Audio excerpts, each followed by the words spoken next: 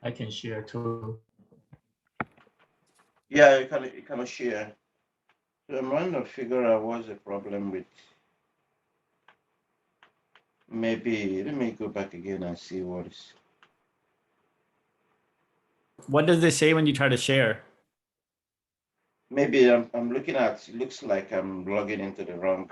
I'm wrong.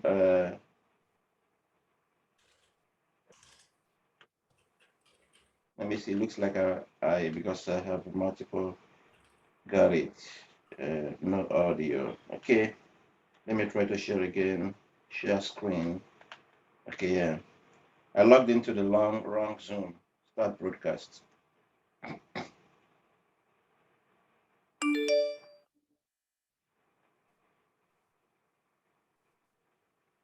I want us to look at the youth out again. Before we proceed, and we delve into a, well, quantitative research today.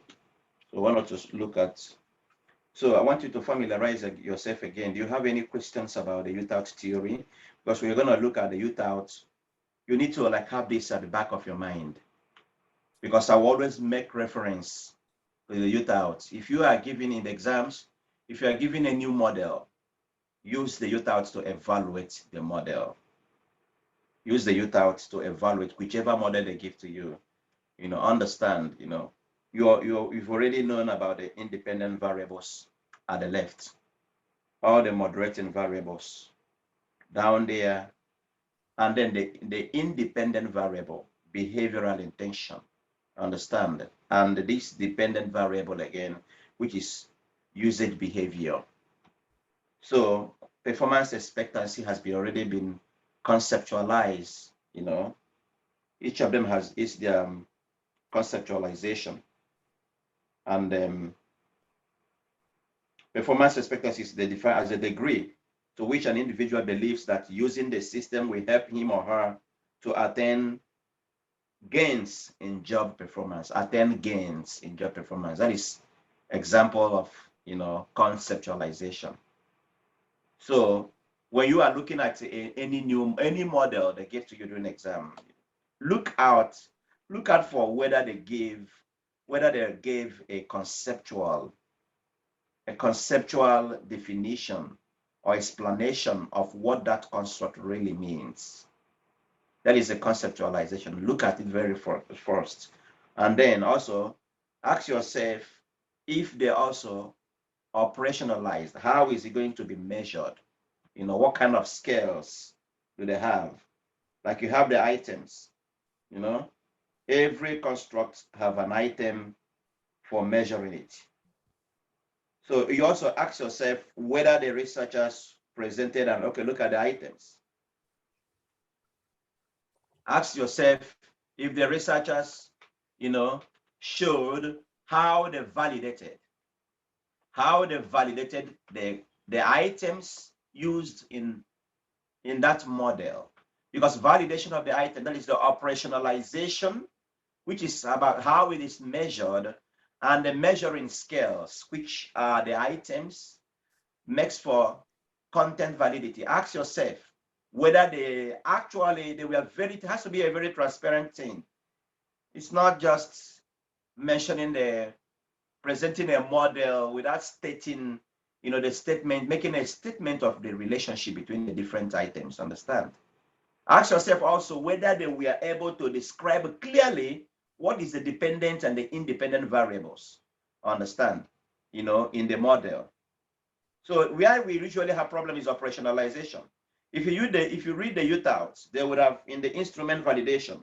Understand? They would tell you how they pick up constructs from existing theories again, from theory of planned behavior, socio-cognitive theory, and almost of these behavioral psychological theories, even time and even the perceived usefulness and perceived ease of use. They were all brought in together, they were all matched together, and then before they arrived at this final validated this model. So all these other theories we are put into consideration, and some important aspects of the theory in terms of the scales we are drawn, from the existing theories and then applied to the existing model.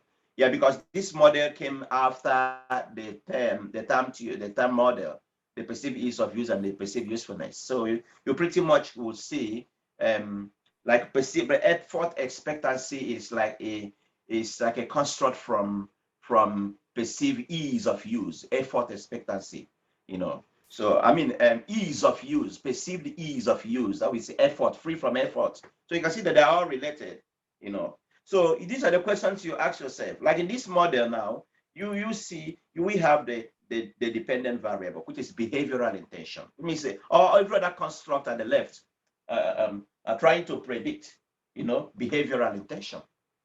So behavioral intention is the dependent variable.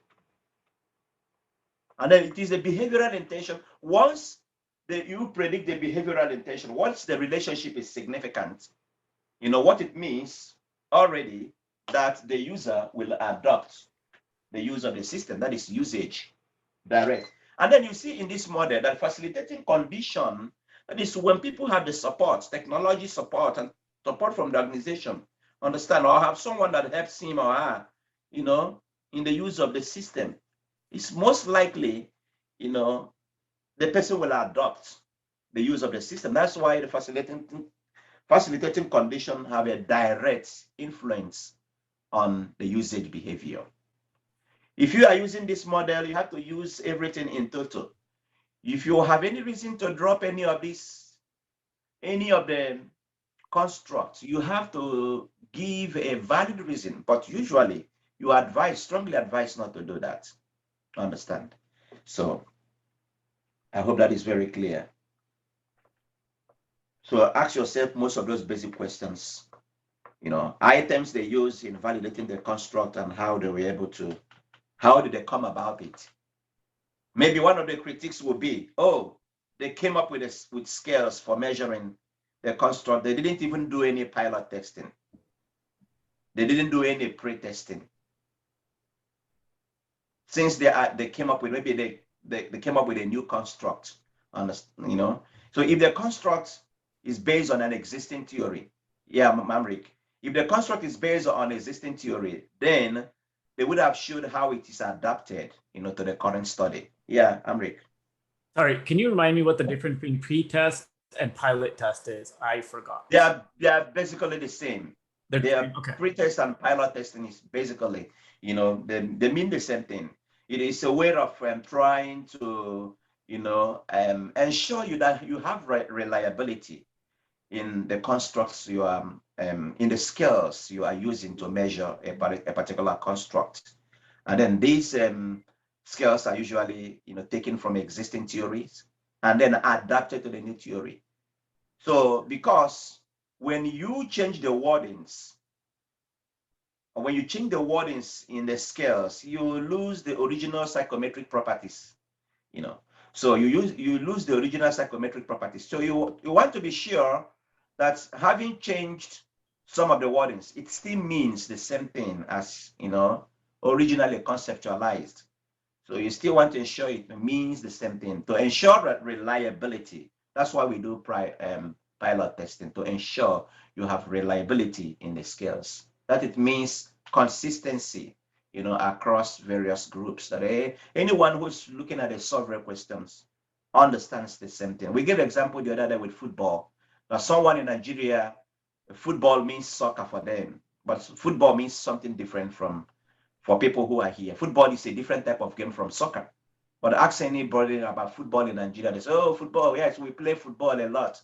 You think that the football is the same football here, So assuming you designed a scale, you came up with a scale that maybe people from different nationality will respond to your, are going to be participants, in your research. And then you sampled people across Africa and across here without knowing that their understanding of football is different from, so you're not going to have a reliable scale. So you have to be clearly, no ambiguity. There is a whole document on how to ensure you have a very good design, you know, survey design. We will have it here. I shared it already. So these things they are very, very important. So understand the variables involved. Some models you will see, we simply mention the variables, but you keep on asking yourself, what is or are the independent variables and the dependent variables in this study? Most times they don't make it very explicit. That could be one of your critiques. Understand? Could be one of your critiques. Okay, they already. Yeah, مش منزلين على الدعاء. Hello, who is there? So guys, look at the UTouts. Please make the UTouts in a paradigm for evaluating other theories. And now, you know, we have also the UTout too. And let's see what's the difference, what happened, and what changed. Expanding the UTout theory. Look at what I have there. I want you to make sense of the UTout 1 and UTout 2. Take time to study this theory. Take time to look at them very well. What was added? We have hedonic motivation, right? Yeah, dynamic matter. We have The price moderating value, variable, yeah, moderating variable. and then we have habit. We have habit. Now, in the first UTout, let me go back again. In the first UTout theory, is there any moderator that moderates the entire constructs? What is it? Age, right? Age, gender, Yes. variance. No. Only age. Only age does all the Yes. Yeah. Yeah, oh yeah, only Age. the So age. age plays an important role in moderating. Maybe you could say the more or the older the person in the use of the system, you know, the more likely, you know, the person finds the usage of the system either easy or free from effort, or the social influence could have more effect on the facilitating condition. They all have to do with age. So whenever you see age could be a covariate. Understand?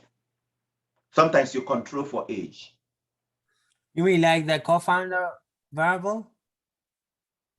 Covariate. Age can be a covariate. Sometimes you have to control age, because age can affect, when you are using a model like this, age can be a factor that will affect what the dependent variable. Understand? It will affect the dependent. So there is a kind of research you'll be doing, and you need to control age, because you know that age might have some significant effect, you know, on the outcome variable. So you might need to use age as a covariate, and then control age, so that you can understand how other independent variables, you know, what's their input in determining, you know, So how much effect, yeah, you know, how much a significant effect, you know, so the level of variance explained by the independent variables in relation to the dependent variable. yeah, so it's not supporting the relation between the IV and the DV at this situation. It's going to be like taking the side of as a control variable to affect the relation. Yes. So we can consider it as a moderator, because the moderator is supporting the relation. But when we take it as a control variable, it's much more taking the side of affection on the on the IVs and the DVs. But does we have here a kind of supportance as moderator do? So what are you trying to, may I understand you clearly? Are you trying to say that the age doesn't moderate or whatever, or what do you say? Yeah, what I'm trying to say is UTAT, it has those control variables, age, gender, and I do have a kind of hazy look about it's as this stage of this model. It should be as a way of moderating the relation, or just a way of controlling the relation. Moderating. No, moderating. Moderating. It's actually moderating. Look at what I have here. It says the social influence on behavioral intention will be moderated by gender, age, voluntariness, and experience. Okay. Such that the effect will be stronger for women, particularly older women, you see? Okay. And particularly in men, Yeah. in mandatory situations in the early stages of experience. All right. In the early stages of So experience. my follow-up question here, does the control variables considered usually as a moderating for the relation between IVs and DVs? No. Whenever you have a covariate, understand, a covariate is a variable that have a significant relationship with a dependent variable. Okay. Yes, a variable that we have that has a significant impact, on the dependent variable, such that if you don't control the effect of that variable, understand? All right. You might not be able to understand the level of variance involved. Okay. So I'm just mentioning it. In some studies, your age might be, maybe you want to conduct something, you conduct a research, and you know that it's across various age groups, but you are not interested in understanding the influence, the moderating the moderating effect of age. You might decide to say, okay, we controlled age in this group, which means we didn't pay attention to whatever age of the different participants. But look at the results. Look at the effects of the independent variables on the dependent variable when we do not consider age. That is when age is controlled. When age is there's another terminology they use, called a kind of removed, from the situation. Because when you begin to consider the different ages of your sample, of the participants, you might have a different effect altogether. Right. So thank you. Yeah. So this the consideration of the different moderators are also very, very important. So when you are using UTAUT, you might need to also use the moderators. In most models, they drop the moderators. Who is doing this? Please, Abraham,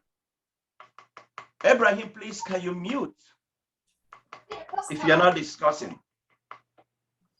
There's a background noise.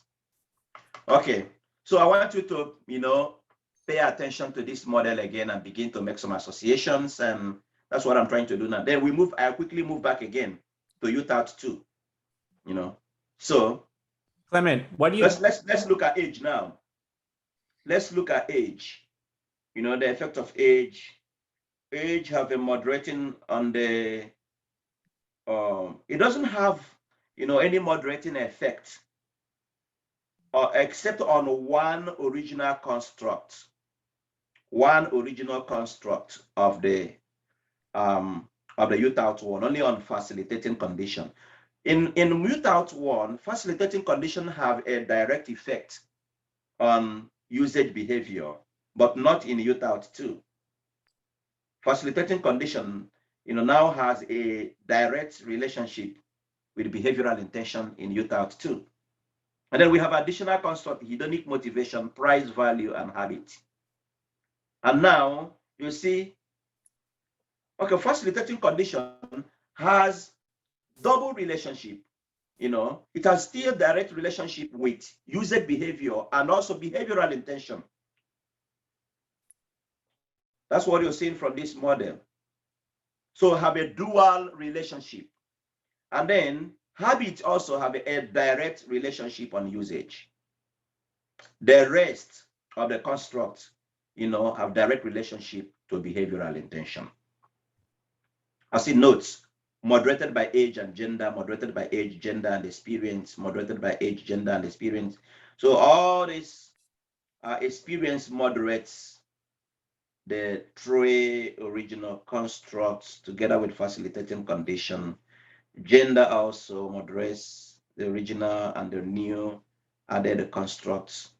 And then experience also moderates behavioral intention and usage behavior. So this is where the UTAUT 1 was expanded, and you know why? This the UTAUT 1 was carried out within an organization, where you would say, it's a situation where people are simply given the system to perform their job. So it's a kind of control. It's a situation. It's not so much a voluntary situation, you know, not a voluntary situation. In an organization, you are asked to do, look at the kind of job you have to do, and look at what you are required to do. Look at the kind of machines you need on the system you need to do this job. It's not so much, it's a controlled situation, and it's not a voluntary, it's an involuntary situation. Then they took that theory and then try to expand this theory in another situation. And if you look at the beginning of this theory was validated in somewhere in Hong Kong, you know, sometime in Hong Kong, and they look at mobile users of a certain network in Hong Kong, mobile users in a certain network.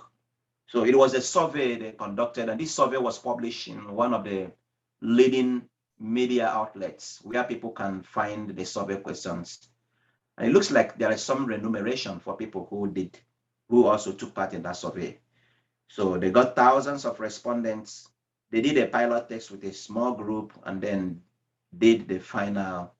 And then in the second stage of their texting, they didn't use the original pilot texting group. They used an entirely different group for the final sample they used. So this is a situation where people have the voluntariness, to decide on what to acquire or what not to acquire. So the mobile phone users.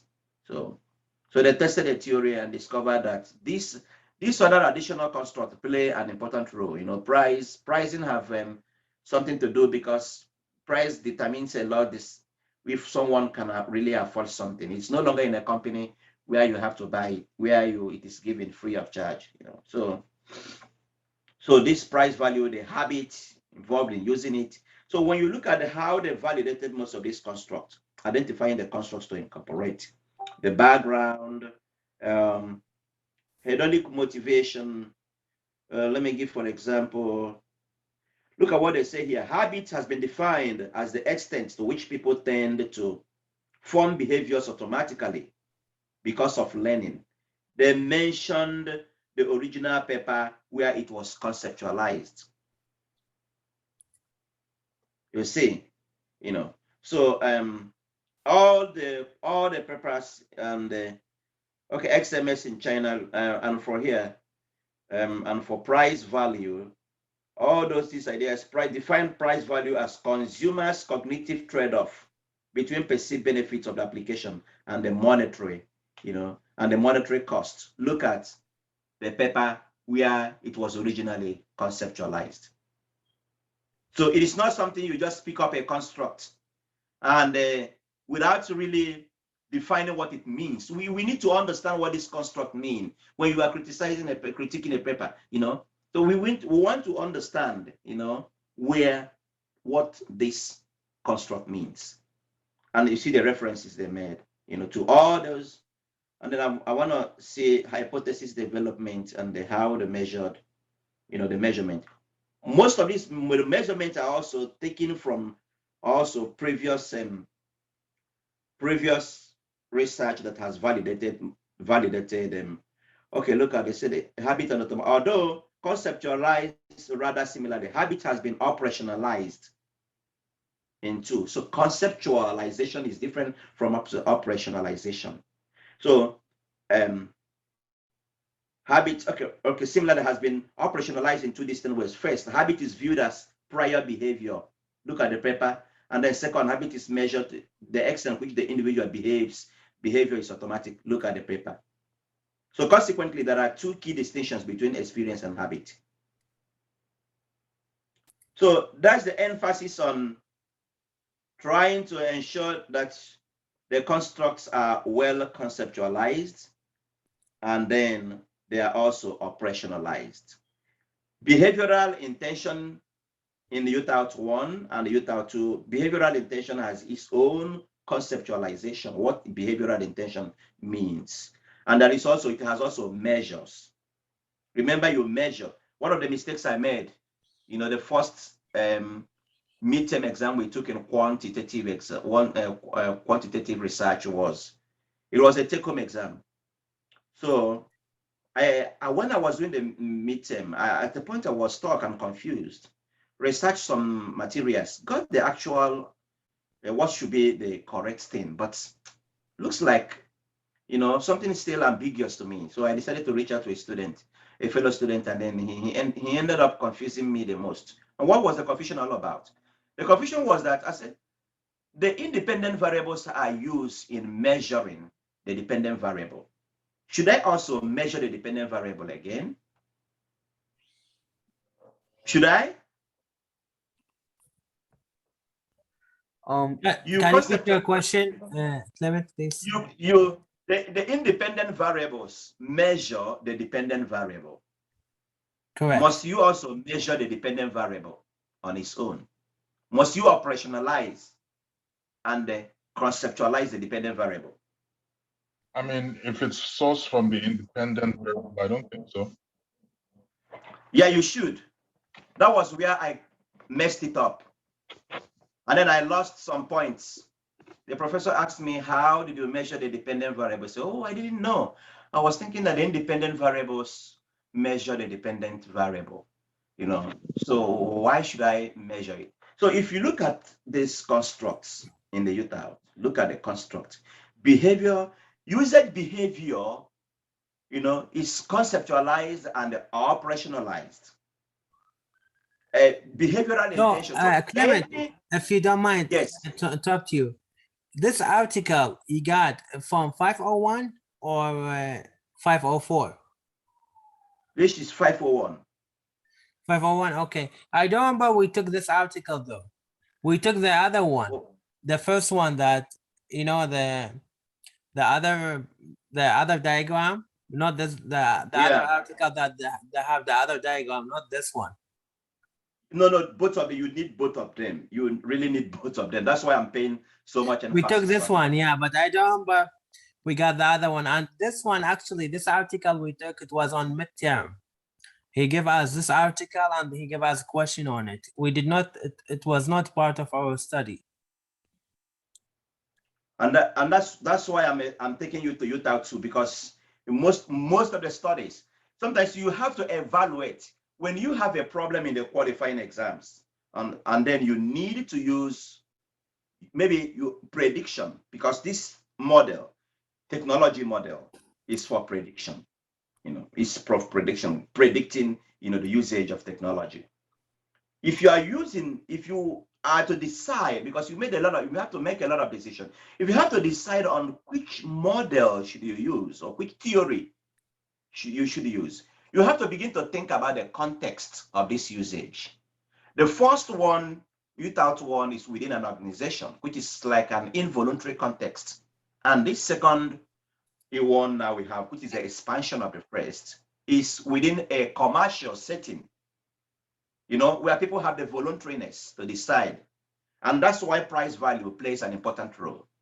So when you are deciding on which model, maybe you want to engage in some kind of predictive studies using PLSM or any of the covariate based, think about the context of the usage and know which of these, is it UTAUT 1 or UTAUT 2 will be best for you. If you are working like in a commercial setting where people have all the voluntariness to make the decision about what, then think about UTAUT 2. If it's like in an organizational setting where there is no much voluntariness, remember, voluntariness and involuntariness plays an important role in the regional term constructs, ease of use, and each of these setting moderate changes, the understanding of the outcome of these variables. The setting changes because ease of use and usefulness in a voluntary setting is different from an involuntary setting. So when people are asked to use this thing for your work, and when you can decide on what you really want to get for your job, there are two different things. So you expect different outcomes from the variables. So make a choice decide appropriately, because part of the things you are going to experience in the qualifying exam is making a decision on what is the best method, approach to designing this research. And you have to, if you are using UTAUT 2, you have to state the reason. And the reason is already what we are discussing now. You have to state the reason why you decided to use UTAUT 2 instead of UTAUT 1. I've already made it very clear. TAM is no-go area. Understand? TAM is no-go area because it has lower predictive validity. The UTAUT has about 60-something predictive validity than the TAM, which means that the UTAUT maximizes the explained variance in the dependent variable behavioral intention. Okay. So Rashid, you want to ask a question? Clement, now for the side that you mentioned about measuring the IV and the DV. For Yes. this, for the construct over here, are we going to measuring the reliability and validity for each variable, or what we are going to measure? Now, all the variables, we call their constructs at the left side, are the independent variables. They are the independent variables. Yes, I know that. Now, this model has already established that these variables are all the variables you need to predict technology usage in commercial contexts. Okay. Now, what you are measuring, you are going to measure each of these constructs. Take, for instance, performance expectancy. Okay. Performance expectancy has already been conceptualized. You know what it means, that someone sees that using this system will increase, as output in doing his job, increase his job performance. Right. Now, that is the conceptualization. Now, this variable needs to be operationalized. How are you going to measure it? Okay. How are you going to measure it? And then for you to measure it already, you see there are about 4 scales, 5 items. And these 5 items are like questions that will appear on your survey, asking the respondent about how does this system enable him or her to do his job better. Okay. So those 4 items are the scales you are using to measure performance expectancy. And because this model has already defined it is 4 scales, which means this 4 means you have content validity. Okay. And for the fact you are measuring performance expectancy means you have a construct validity. Okay. Now, one of the critiques you can give to some of the papers you might be presented in the future, that will has any type of model is begin to ask what is the conceptual definition or meaning of the constructs they presented in the model. They ought to explain what each of the constructs mean. Then they ought to also make it very clear and transparent. Transparency is very important here on how they measure or how they measured, understand, this particular construct. In that way, they have to tell you how did they get the scales for measuring it. Okay. Like we see here in the UTAUT, they also, like the scales for measuring habit, for price, were drawn from existing theories that have already conceptualized and operationalized habit, price, value, and hedonic. So they borrowed these constructs from another theory, and then also took the same scales that were used in the original publication, in the original literature, and then brought it into this context. And then when they brought it into this context, they need to reward. I've given an example in the past about rewarding a scale. Maybe in the original validated paper, like in the UTAUT 1, they said using this system will enable me. And now you take this same measuring scale and bring it to another context where it changes to using this mobile phone or using this software or using, this programming language would enable me to do my work better. Now it have changed from the original system. You rewarded it slightly. That is what we call adaptation. Understand? Adaptation. So you have rewarded it because of to suit the new context you want to use it. Then you have to do a pretext. Pretext means you are testing for reliability because the UTAUT one have reliable scales originally validated. Now, if you are taking any of these constructs to a new context and you made a slight rewarding on the original psychometric qualities, then you have to text it a pretext to be sure that people really understand and to ensure that it has the same meaning as in the original context. I use football, for instance, to give an example. So that is what you are actually measuring. I want you to understand these things very, very, very clearly, because when I look at a model in any paper, these are the kind of questions that will start coming up in my mind. What's the conceptual definition? How did they measure it? Is there any pretext? This and that. Because if there is no pretext, that's why I asked you to read the Straub. That was something I shared in WhatsApp, before this class. Read the Straub on instrument validation in IX. Very, very important paper. It will throw more light, on all these things we are talking about measurement. And that is one of the difficulties we're encountering. Like now I'm working on my dissertation. Okay, all right. You have a construct. So If you come up with a new construct, maybe you made out a new construct based on your observation, and this construct doesn't have any previous literature where you took it from, you're gonna go through a lot of difficulty. okay. The difficulty you are going to go through is content validity. Are you sure this is the right construct that should be measuring?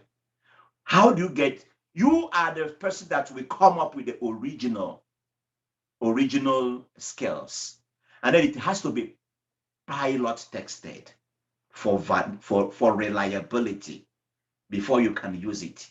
Actually, people have to come up with something new before it can be borrowed, but it is something that goes through a peer review system. You have to prove and you have to show how you conducted the research to show that the scales are reliable, and then you are measuring what you should be measuring. If you don't have that reliability, and then validity has to do with the accuracy of your measurement. Once you have reliable scales, you have a valid measurement.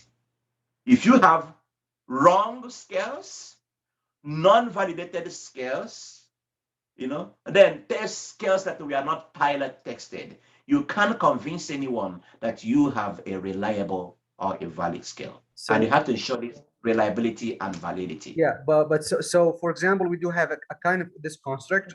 So shall we just rely on measuring the IV and the DV, or we should get in consideration all the variables in the construct to be measured? All the variables of the construct must be clearly conceptualized and then operationalized. Awesome. Defining them, and they must all be measurable. Awesome. Thank you. Yes.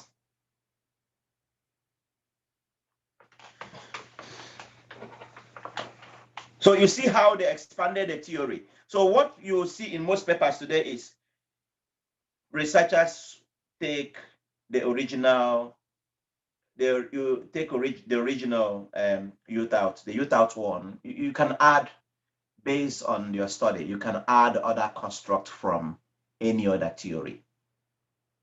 You are free to add any other construct.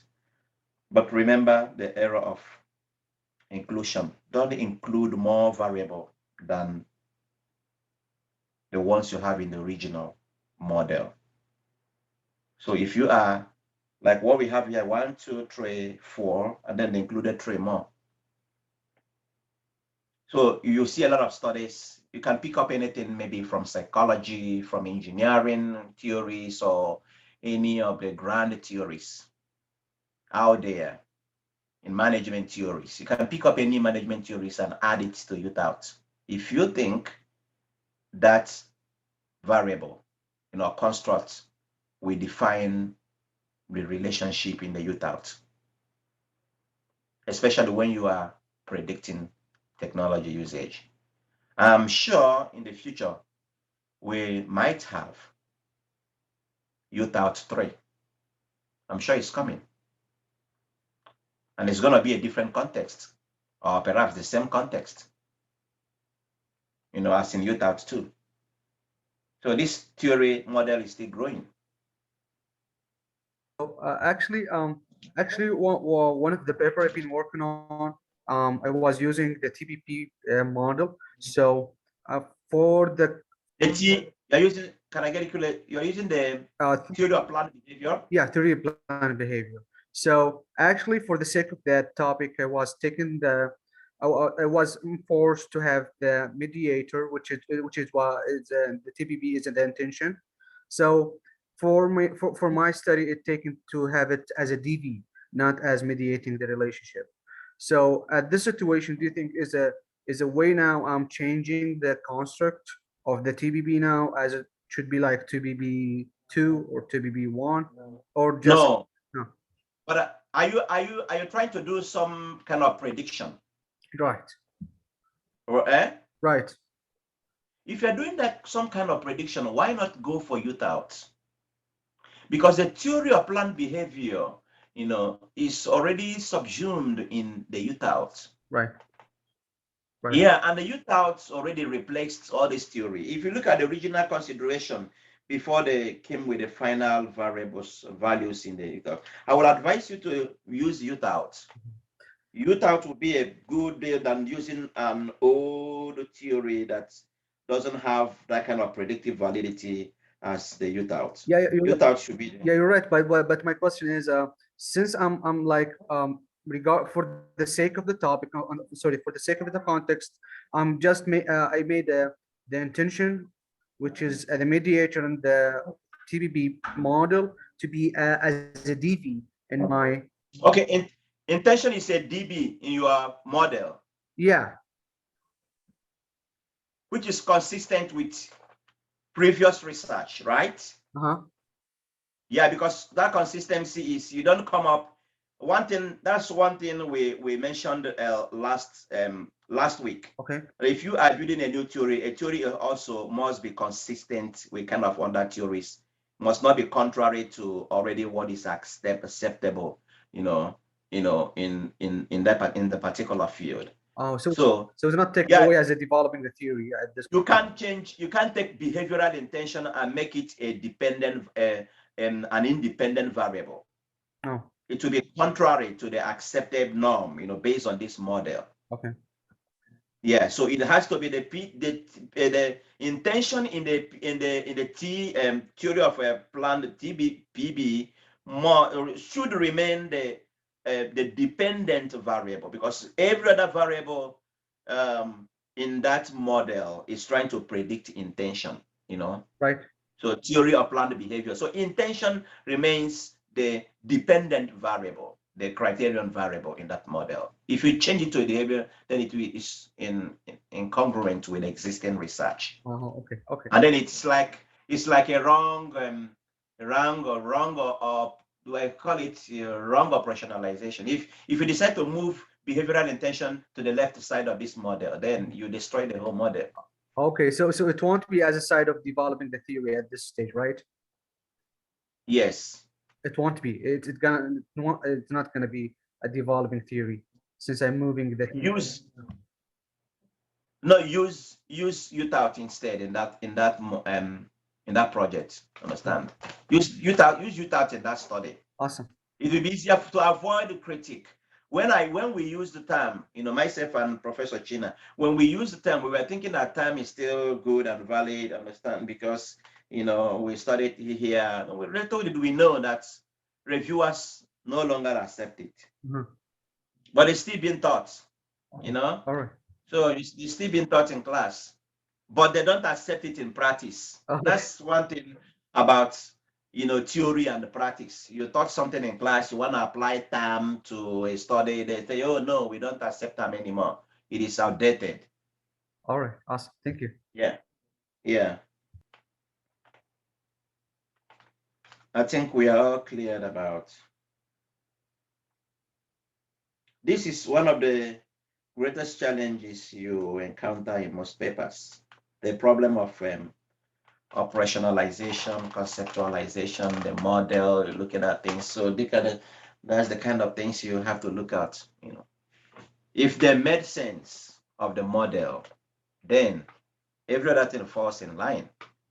Or some of the critiques usually are based on the model, making sense of the model, which is it's not an easy thing to do. Now we delve into, anyway, what we are doing are all related to positivist, quantitative study. We mentioned earlier, if you're doing a positivist study, you must have a theory. Theories are very, very important. But another thing where I want us to begin this evening is the consideration of when you want to design a research, what are the preliminary considerations? Are you doing a quantitative study? Are you doing a qualitative study? So my question is, how do you decide? Because we have a flexible design. Flexible design usually goes with qualitative studies.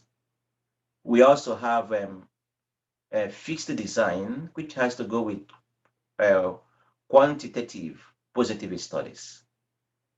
How do you decide on where to go for a qualitative research, and when do you decide to go for a quantitative research? What are your preliminary considerations? Maybe someone comes to you and tell you this is the kind of problem, because that's the kind of thing you always see in exams. They present a problem to you, and then you are left to decide what should be the best approach to design this research. What should be your preliminary consideration? Depends on the research question. Is it comparative? Is it descriptive? What are we measuring? All that stuff. What kind of data you have, nominal data, all that. The kind of data you want to collect to solve the problem. Right. The kind of problem.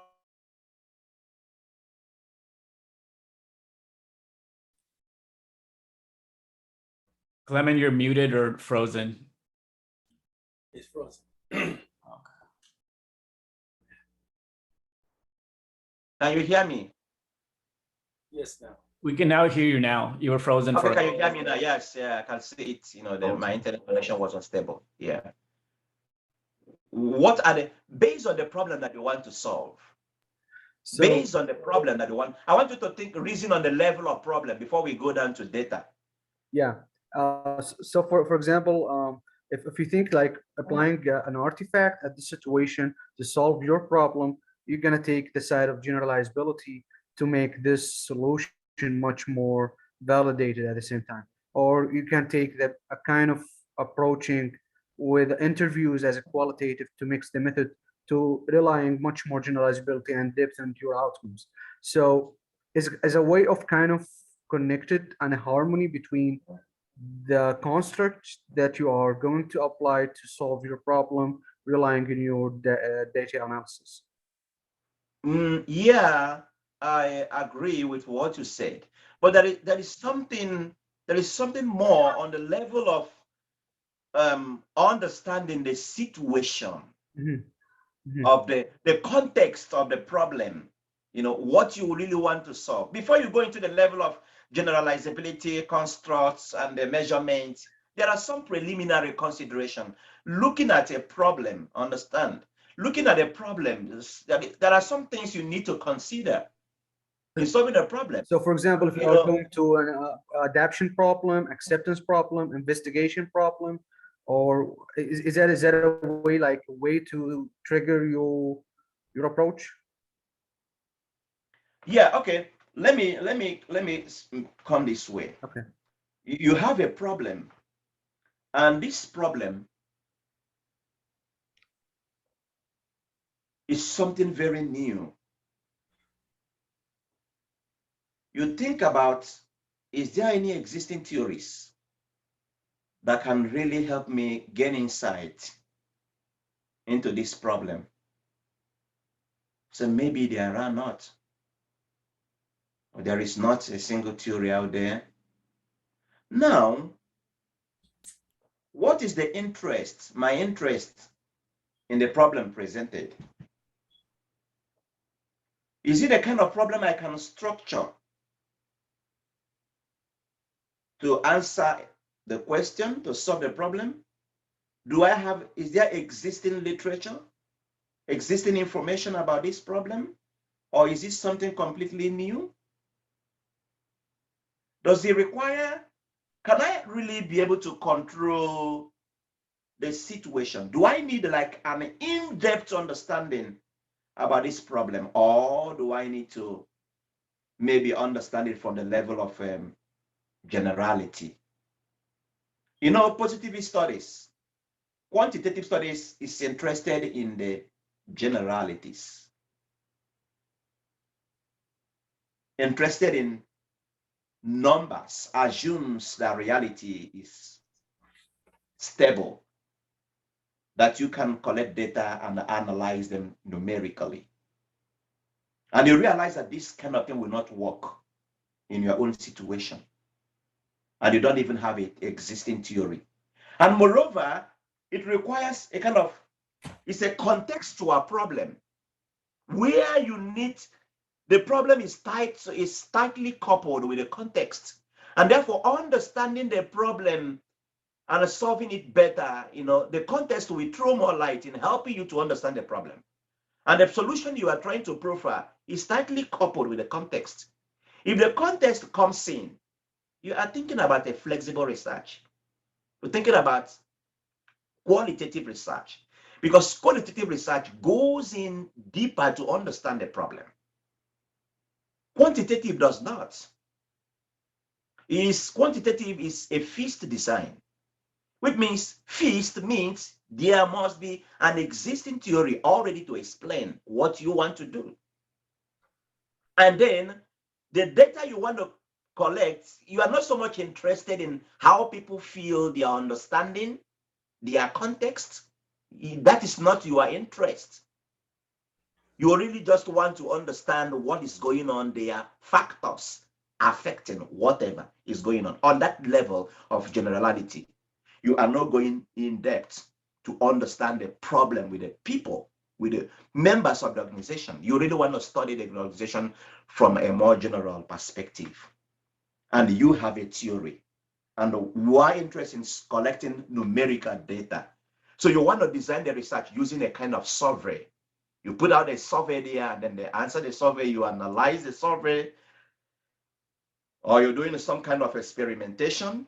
You know the control variable and the treatment, you know, the control group and the treatment group. You manipulate using existing theory, because in experimentation, you must have an existing theory to guide what you are doing. If you think that the problem is bereft of any prior theories, you might be considered. See, okay, I might decide to go into a kind of exploratory. This problem is very new, no existing theory.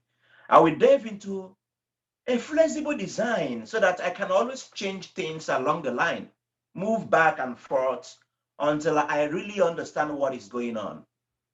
And since I'm concerned with the in-depth understanding about the problem, and since the problem is tightly coupled with the context, and the context means a lot in qualitative research, then I will go for qualitative design instead of going for a quantitative.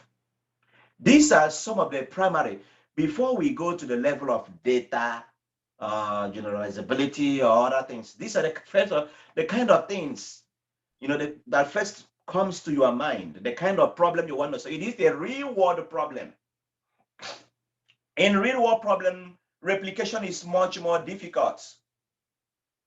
It is very difficult in real world because the context can never be the same after in the initial research.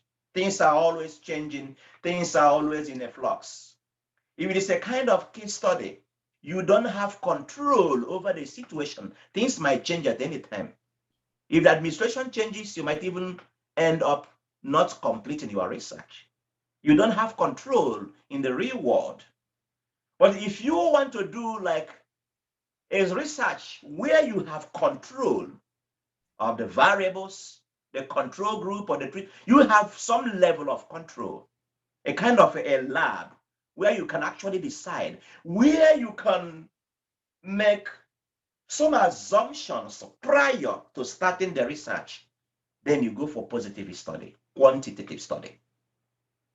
These are the kind of things you will consider before you dive into. So when you look at the problem, try to understand from this holistic perspective what needs to be done, and then decide on the appropriate, research design that you have to embark on. If you don't understand this preliminary, you might start doing a quantitative study only to realize that quantitative study might not be appropriate for the research design. It may be a qualitative. Context, control, very, very important. These are watchwords. Context, control. Positivist studies are more aligned with the natural sciences. Quantitative studies, I mean.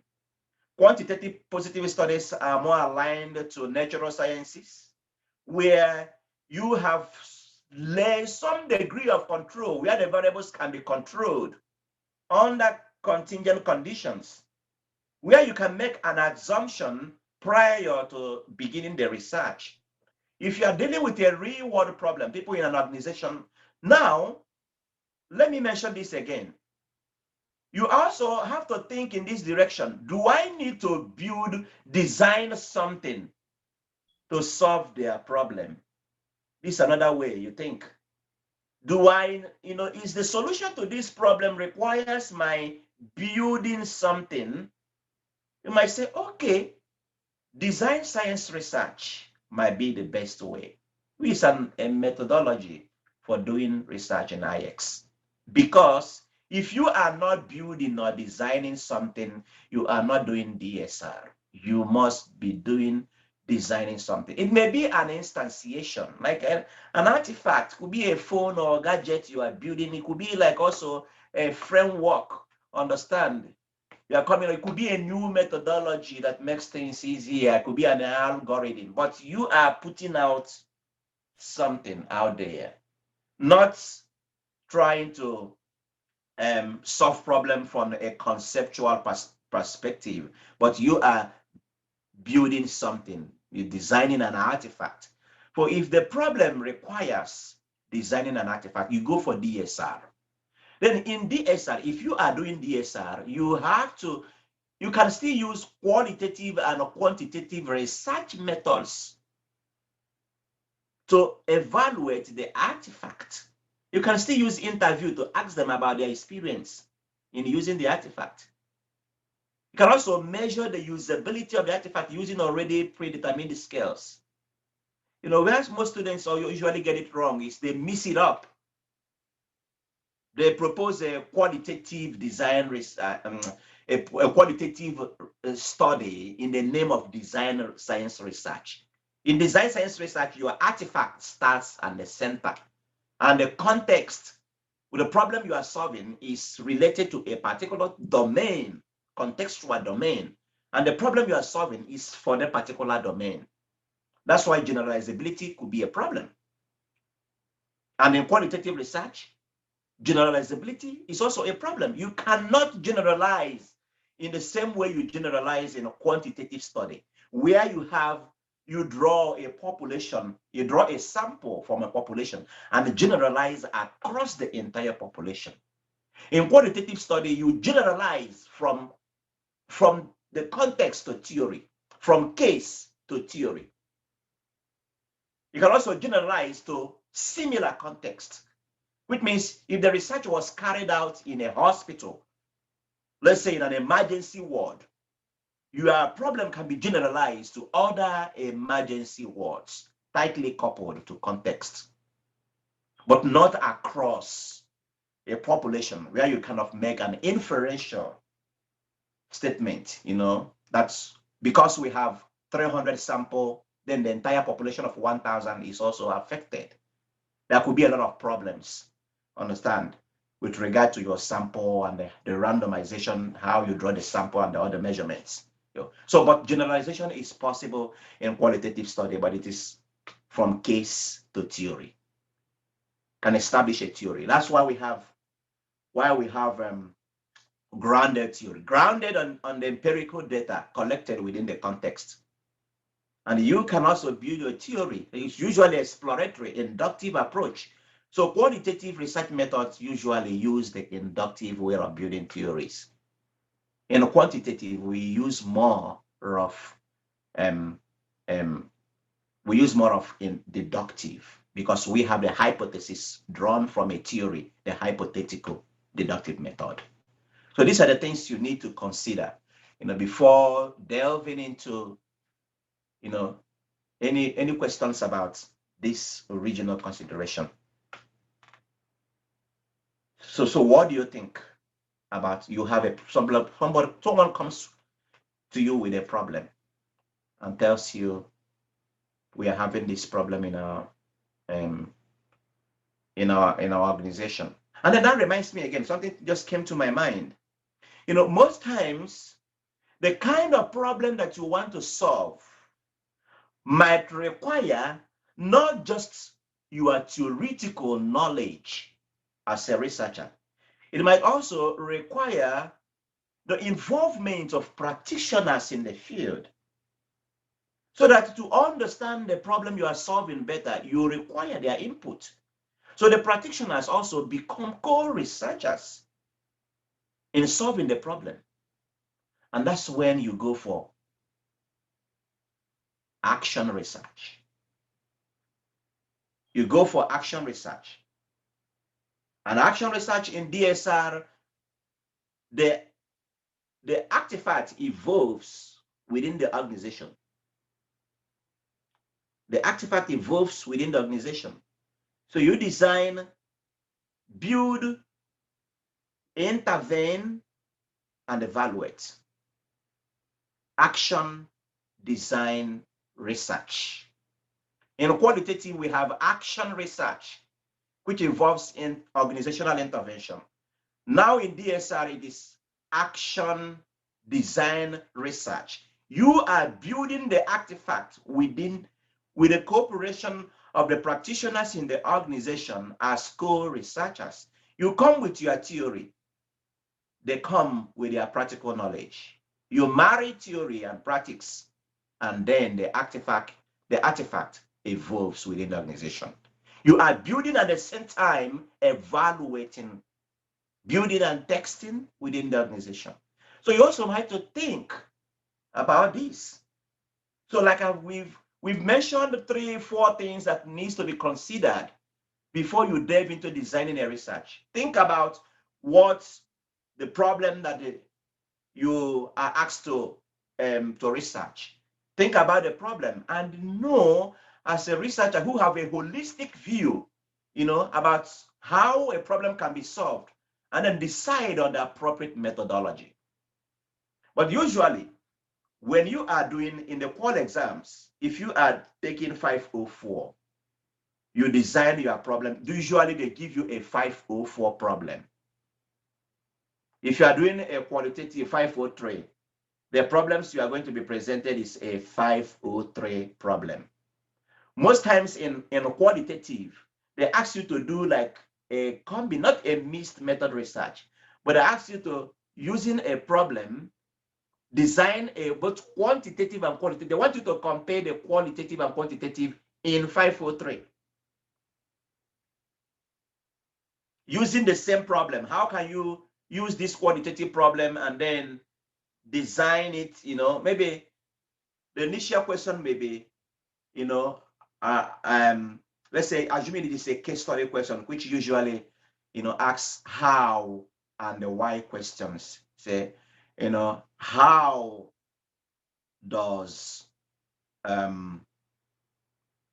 maybe punctuality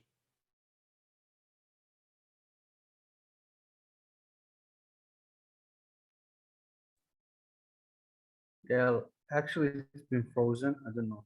Yeah, I think frozen again. Hello, Yes. am I back again? Yeah. Oh yeah, my internet is on kind of unstable. No, that's fine. My internet is, yeah, A- it's back again, right? Yeah, actually, Clement, regarding your point that you mentioned about that in qualifying exam, sometimes, for example, if you have a question in a part of the qualitative, or sorry, quantitative, and they brought like a case for you, which is being conducted qualitatively, and they're gonna tell you how this case be conducted now quantitatively. Yes. So this You- kind of way of transition, and sometimes this kind of study not holding a theory. So the way of making a re-overhauling the study in the shape of the positivist side. So can be structuring, constructing the theory and methodology again. I believe Now, this kind of question hard to be rebuilt in just 2 hours. it's not too hard. Okay. It's not too hard. Let me tell you, Okay. the qualitative exam only wants to test your knowledge. If you really understand what is going on, you don't really need to go delve into the actual solution of the problem, Uh-huh. but you just want to show them a roadmap, Okay. a clear roadmap. Okay. In that situation, now you have a problem, already confronting you on the day of exams, and you're asked to design both a quantitative and a qualitative, Right. and you don't know about any existing theory. Right. And when you begin from the research question, Uh-huh. begin to reconstruct the two research questions. Okay. Maybe why is so maybe you're doing a case study research, why does satisfaction, punctuality, the soul of a business, one of research why punctuality actually affects whatever they are doing, and you decide to go for interview, mention that the method of collecting data is going to be interview, and then when it comes to the quantitative, you say, does punctuality, have a positive effect on this, maybe on the business? In this case, you have to mention you need a theory that an organizational theory that defines how a punctuality or satisfaction could affect the business. You just need to mention it. You don't need to go into discussing the actual theory, but to show that you know what is expected of you in that kind of situation. So you mentioned that you need, for the positivist study, you need a theory that already explains. Then in the qualitative, you also need a theory. But even if you don't have a theory, you might do a kind of exploratory. Right. Yes, you might need to do exploratory testing, which means you're going to gather data from the organization and then trying to understand what the data speaks to you. But for the positivist study, there must be a theory. There must be a sample population.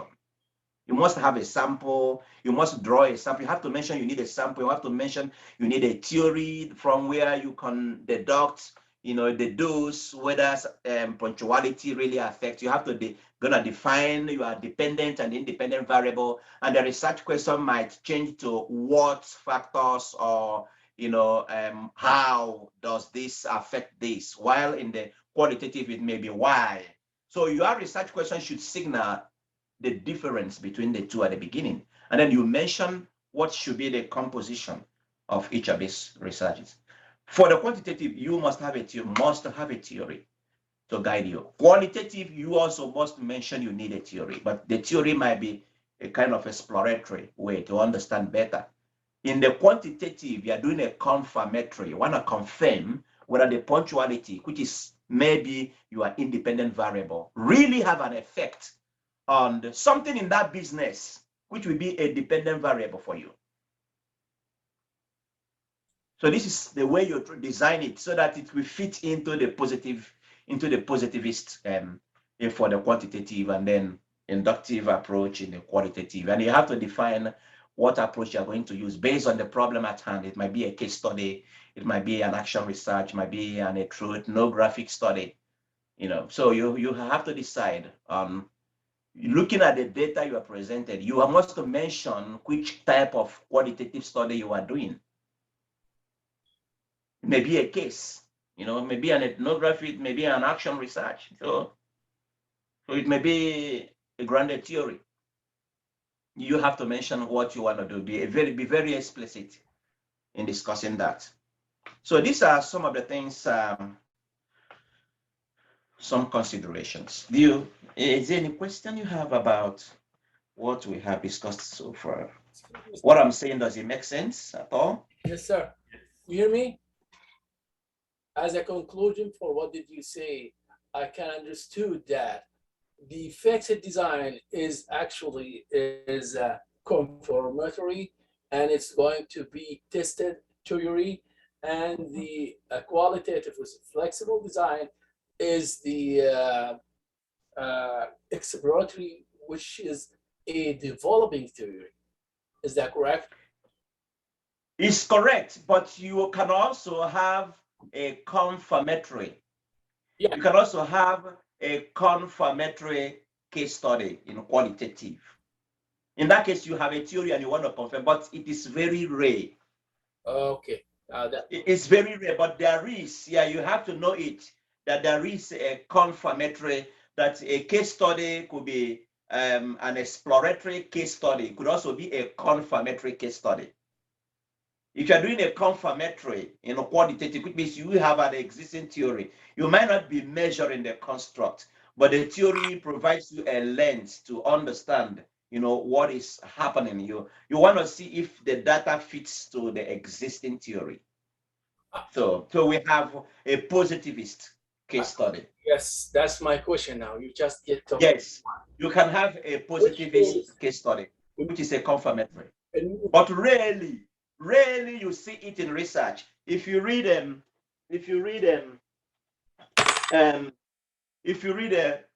Michael D. Meyers, he's one of the experts in the field. If you read Michael, this was the most costliest book I bought in CGU, $75. When it was first published, few months it was published, they asked us to buy it off man, you know, $75. So if you read this man, you will understand better. We have confirmatory positivist case studies, but it's rarely done. So what you see more of is exploratory, you know, case study, because exploratory gives you the flexibility to understand really what is going on. When you have a theory guiding like a case study, which means you already defined, you are already constrained to work strictly, you know, with the provisions of the theory. So what you see with an exploratory, you have, you know, when you are doing for instance, when you are doing a positivist case study, your questions are not going to be like semi-structured, you know. It's going to be more of structured questions, you know, structured questions because you are trying to confirm something.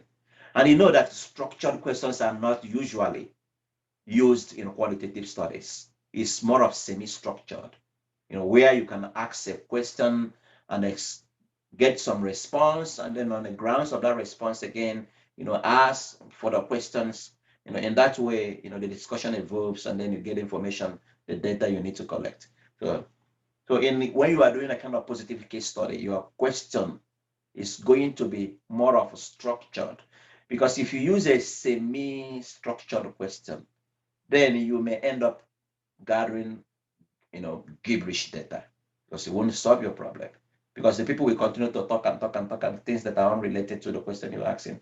But you really want to get something to know whether it fits into an existing theory. So there is positivist. So just note it in case tomorrow, you know, someone asks you that kind of question. But it's rarely done, you know, most probably. Just like experiment, you don't get so much experiment in IX, you know.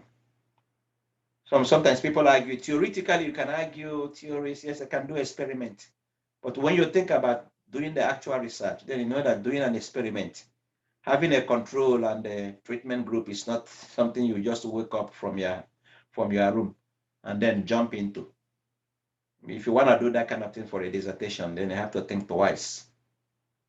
So how are you going to get the subjects? How are you going to control them? Where are they going to be? What facility? Any kind of remuneration? What are you going to subject them to? You know, do you have the permission from the IRB to really subject them? Are you sure your subject is going to agree to be subjected to the kind of situation? You know, you need to control them. You know, so a whole lot of things is involved. That's why you don't get much of experimentations. Even the youth out tool that we saw, you know, it wasn't as an experiment. It wasn't valid. It wasn't validated, you know, using an experiment. It was validated, you know, through survey questions they collected and analyzed. But they did it very transparently and very clearly. And that's why it earned that reputation. So that's it. Now we having discussed, you know, some of the preliminary considerations, things you need to really understand before you embark into designing a research. You know, having understood the general view of the kind of problem, it is the problem, that is the research problem, we determine the kind of design. So it depends on the problem. So that's why we will begin with a research problem. Define your research problem very clearly and unambiguously. So the research question already, by reading the research question, a researcher could figure out, you know, from the beginning, what kind of research you want to embark on. If you want to do a quantitative study, maybe you have finally settled after resolving all these preliminary considerations, you settled for a fixed design, you have an existing theory, and you are sure of the constructs of a theory that will be used. And so you want to do a fixed design, quantitative study, then these are the flow charts for selecting on the appropriate methodology for the research. These flow charts, I find it very, very valuable, and they need to memorize it, have it at the back of your mind. Whenever you have a problem, for instance, in 504, when you are faced with a problem in 504, begin to reason, you know, through using this model as a guide. First of all, there is some observation we are going to make. So the type of data is the question. The type of data. Is it continuous or is it discrete or categorical? So let's look at the left side first. Yes, the question is continuous data that you have. Then the question is, are you interested in relationships or differences? Relationship between variables or differences between groups? That's the next question. And then you said you are interested in not in differences between groups. Okay, taking for instance, the youth out 1 and 2. They weren't interested in understanding relationship between groups. Rather, they weren't interested in the differences, no, the mean differences between groups. They were interested in relationship among the variables in the model. So if you are interested in relationship and not in differences, you ask yourself, do you have a true independent variable? If it is yes, go for regression analysis. If it is no, no true independent variable, you simply have two variables. Let's say you have calorie intake and the weight. Calorie intake and weight. You don't know whether it is calories independent variable or not. You don't know whether weight. You don't really have a true independent.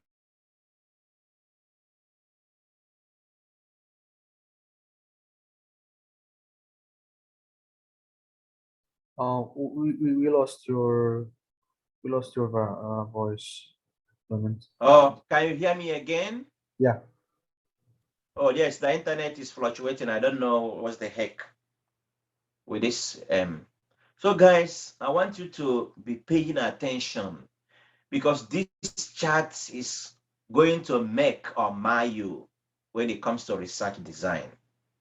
If you don't get these things very clearly, you will mess up any research design. That's why I find it very, very, very important that we need to spend time on these charts and allow it to sink.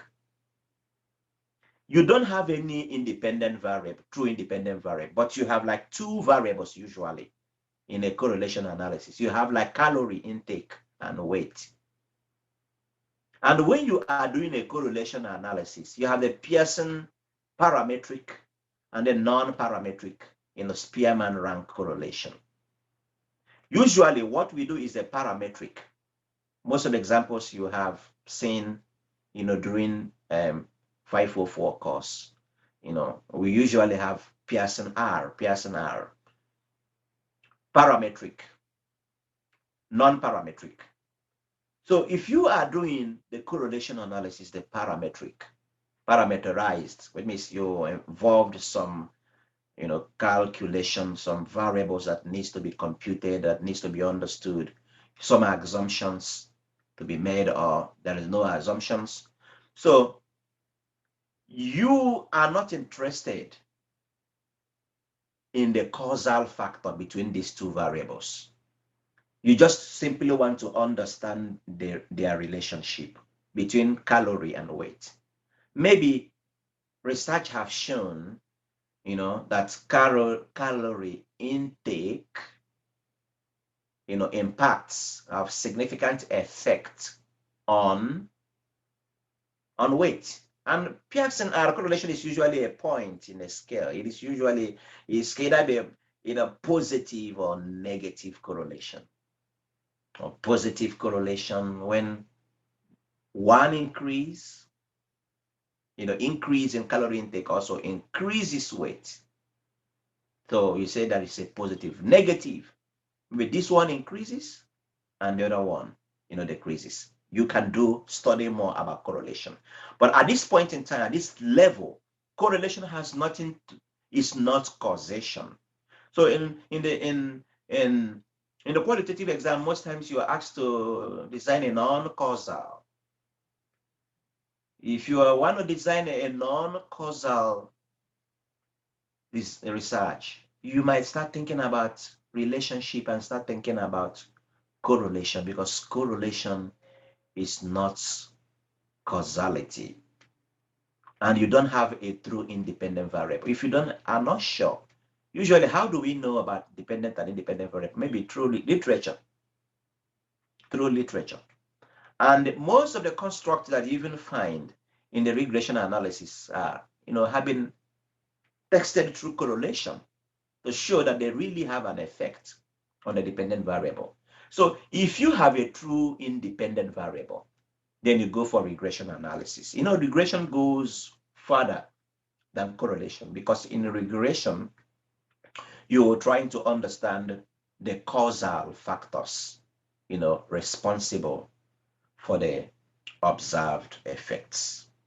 And regression could be bivariate, which means you have two independent variables. It could also be multivariate, where you have two or more independent variables. Usually, the choice of this independent variable is based on literature. And these independent variables, have a significance. Maybe sometimes you look at correlation. When we do correlation, we are simply on the level of describing, descriptive. We are trying to simply describe what is happening, and we don't go beyond description. In regression, we go into explanation and the prediction. And to explain and predict means to understand, implies understanding the causal dimensions. So causality is involved. But on the level of description, it is just correlation, nothing more. There is something missing in this chart. And what is missing in this chart is partial least square structural equation modeling, PLSM. Looking at this flow chart, could you tell me where you think the PLSM belongs? Somewhere around regression analysis, because in essence, it is regression analysis just done with structural modeling. Correct, because PLSM is ordinary least square. Ordinary least square regression analysis. Ordinary least square. That is PLSM, which means you use PLSM when you are interested in relationship between the variables, and not when you are studying differences or means between groups. When you look at the UTAUT 1 and the UTAUT 2, it's all about studying the relationship between the variables. There is no control or treatment. There is nothing like any form of grouping or any form of randomization. So know what you want from the very beginning. Know what you want. Is it a relationship or is it about differences? Correlation, you want to just don't want to go beyond describing, descriptive of what is happening. If you want to do explanation and prediction, then think about regression analysis or ordinary least square regression analysis, which is the partial least square. The partial least square is an ordinary least square regression. So that's where it belongs. So if we have to improve on this chart, flow chart, we have to add, we add the PLSM, just close to regression. Because in PLSM, you must have a true independent variable. You must have a true independent variable if you are doing partial least square. So it must be clearly spelled out, the dependent and independent. It's just basically the same with the regression, just that, the difference lies in the kind of research you want to do, the kind of data also you have, because in partial least square, in regression analysis, you have to make a lot of assumptions before you can begin. And the regression analysis, for you to do regression, you must have a linear relationship in the data set, which means you need to do a scatter plot. Plug in your data into a scatter plot. If you have a linear relationship, then you can do regression. You can do regression. And if you can satisfy some of the assumptions which could be normality in the data set, linearity, if these assumptions are met, satisfied, you go for regression. If, on the other hand, you have a non-normal data, which means your data set is not linear. If we have a scatter plot, you will see it better. I don't want to waste time going for the scatter plot now. If your data is not normally distributed, but it is not highly non-normal, that is the emphasis. The PLSM can tolerate some level of non-normality in data distribution, but not highly skewed. That is, if you look at if you look at the horizontal and the vertical lines in the scatter plot, and then the linear line at the center, if none of the data points, actually came anywhere closer to the ordinary least square line, so the data lines points are completely scattered, then which means it is highly skewed. You can't do PLSM. But when it comes to non-normality, so you don't really need to satisfy the assumption of linearity. And then secondly, if you have a smaller data set, they would say maybe less than 30. Less than 30. Another thing with PLSM is that it can maximize the explained variance in the endogenous construct, that is the dependent variable. It can maximize even with that small data set. But that does not mean that in as much as the PLSM does not, you don't need to fulfill some assumptions that go with regression analysis and other covariate based. There are still things you need to consider. When we go into PLSM, we're going to explain that more, So need to consider things like, do you have outliers? It still need to be consideration. Is there missing data points? Is there repetition in the kind of question? So like outliers are things you still need to be considered, and there are reasons why you could either drop or an outlier or return in an outlier. We are going to see that when we come to her book. So regression, PLSM on the path of relationship. When we are talking about the differences, that is the means of different groups, you think about, we have the text for equal variances, F-text, Brown, Smith text, Bartlett's text. Most of these ones I have not done them before. Usually they are not the major preoccupation of IS researchers. Hardly you see some of these texts. But we are much more interested in the number of groups, the kind of research we want on, the differences. Is it like more than 2 groups or only 2 groups? If you have only 2 groups and the parametric assumptions satisfied, like normality of data, equal variance, equal standard deviation, and all these assumptions are satisfied. Each text has its own assumptions to be fulfilled before you can use them. If the assumptions are fulfilled, yes, you use parametric, the t-text. That is only 2 groups. T-text, they said paid t-text. Now, data transformation worked, non-parametric.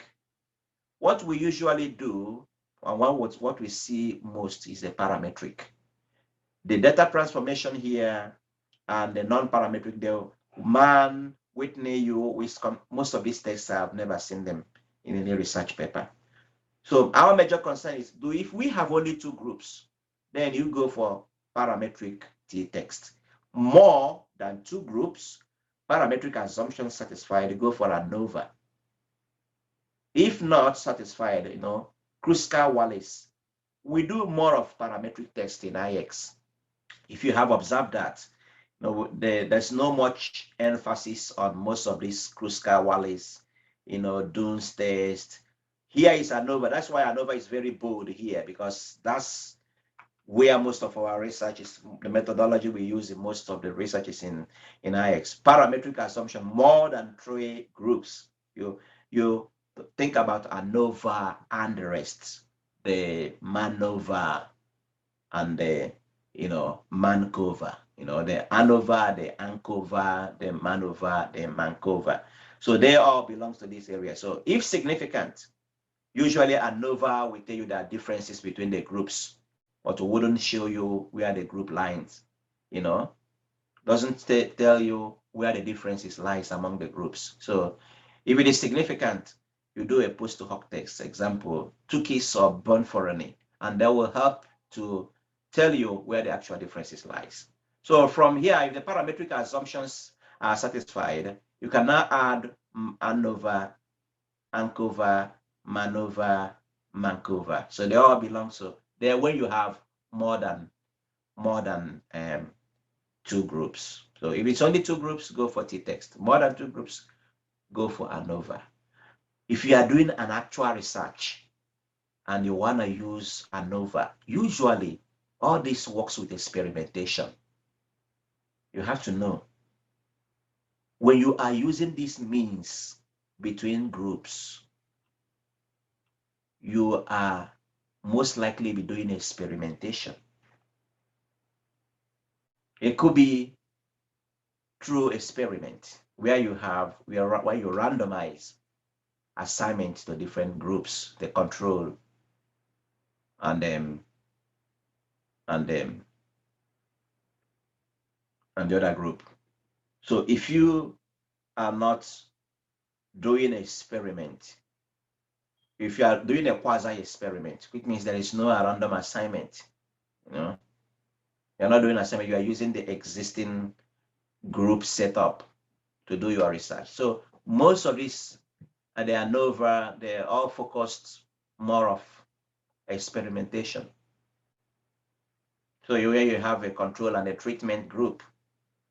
So you have to think about satisfying when we go into ANOVA, we're going to see some of the assumptions that needs to be satisfied before you can do ANOVA.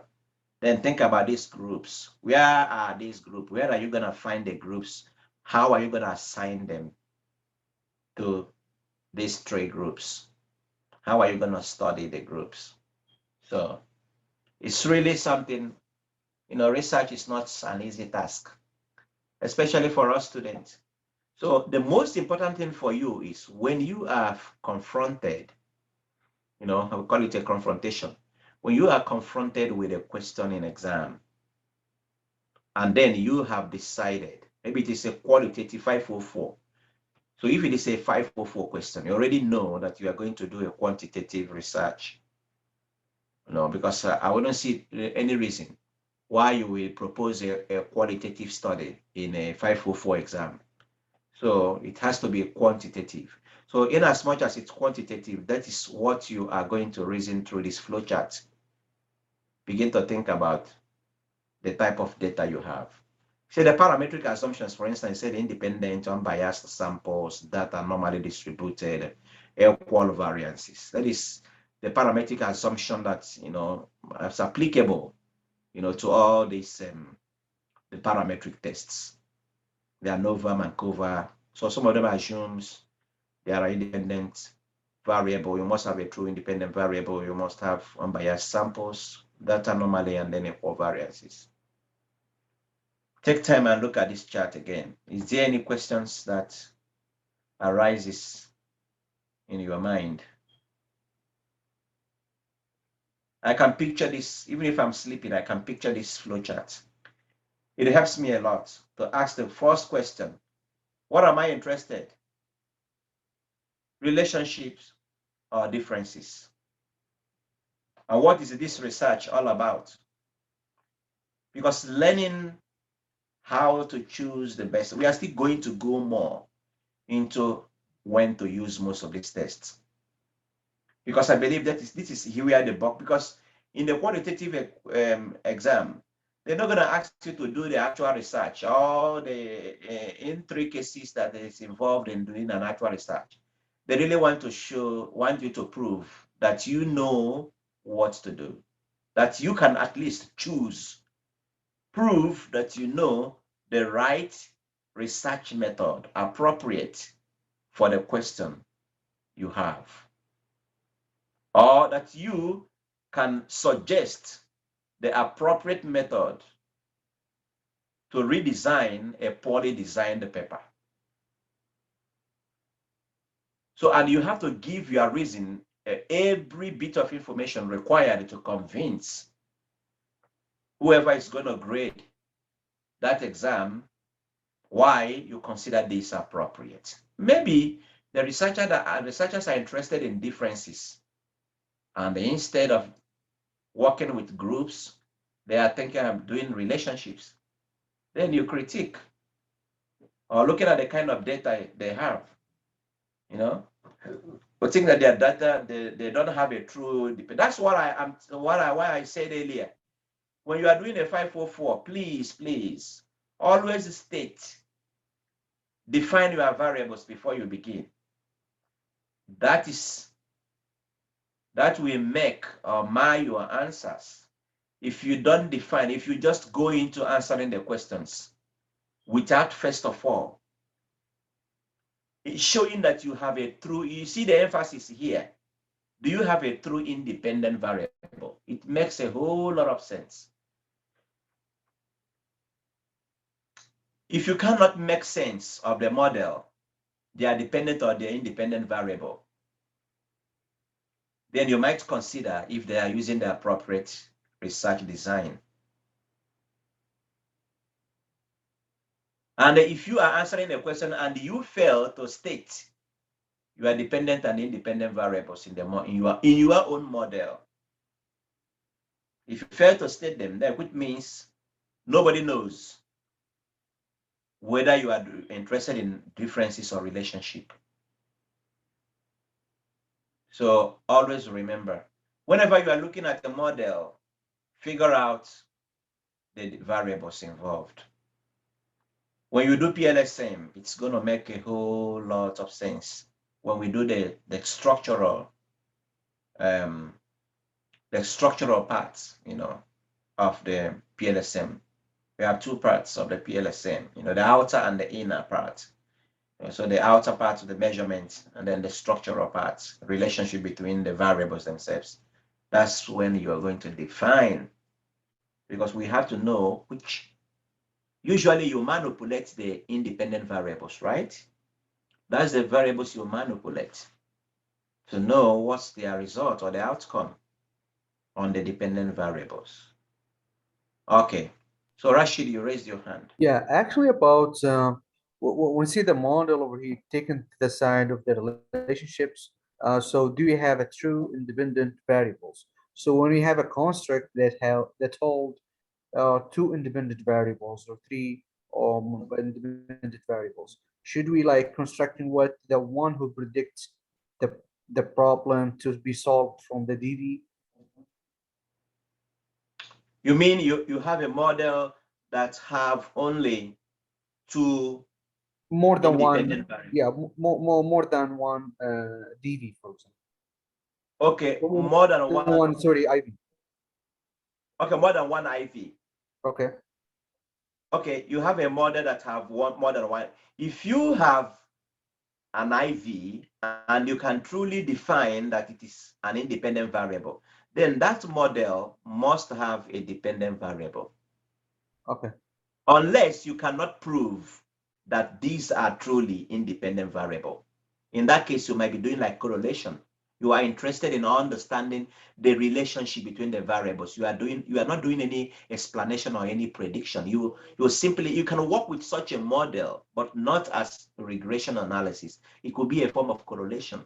It could be a non-causal study where you're trying to understand, maybe you have 3 variables or 2 variables and you want to understand how does this variable relate with this? How does this variable affect the outcome of this other variable? Yeah. But you didn't define. Yes, you can work with such a model, but you are not doing regression. You are not doing PLSM because you don't have, you can't state that they are truly independent.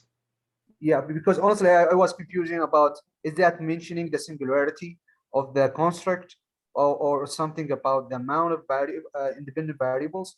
So it doesn't take the amount instead of the, is this the IV is the predicting to the DV? Yeah, usually literature literature can help you to understand, because what you actually call the independent variables in a regression model, are kind of statement of correlation. Okay. Yeah. Sometimes before you do a regression analysis, it pays to run a kind of correlation to understand whether, because whatever you are putting, you don't just put in IVs arbitrarily in the regression analysis. Of course, when you do regression analysis, we see that there are different types of, there are forced regression, there is a hierarchical regression, there are different types, and all this has to do with the decision about how the independent variables are added to the model. But before you add any independent variable, before you really call a variable independent variable, you must have established that this variable has an effect on another variable. Understand? On the DV. There must be literature documenting, theory documenting that there is a relationship. You don't just bring in the star and the moon and tell me that the star affects the moon, and then you have the star and the moon as independent variables in your model. Understand? It has research shown that maybe you have the star, the moon, and the sun. The sun is your dependent variable. Understand? And the star and the moon are the independent variable. Has there been any research documenting that there is an actual relationship between the moon and the sun before you added the moon? Understand? Maybe you want to text the moon and the sun in a correlation to see if there is a relationship. When you discover there is no positive correlation between them. If there is no positive correlation between them, which means the moon has no effect on the sun, and therefore the moon shouldn't be an independent variable in the regression model. So usually you can do correlation to understand the relationships. Then you can take this relationship to bring them into the regression model. So every independent variable in the regression model have some level of relationship. Sometimes, based on literature, people can also bring in certain model. But there are two things you do in a regression model. You are trying to understand which variable has the highest predictive, effect on the dependent variable. Usually, maybe, is it F text? No, should be either sig T. You test the sig T to understand. Then they also look at the relationship, between all the variables. How well is a linear combination of all the independent variables predict the dependent variable? So these are the two things you are interested in regression, to know which of the independent variable has the strongest effect and which one doesn't have an effect at all. Sometimes when it doesn't have effect, it is dropped from the model, which we shall see later. So it's already 9. We are going to take a break.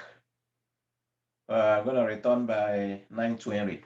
No, this is 9, maybe 9:25.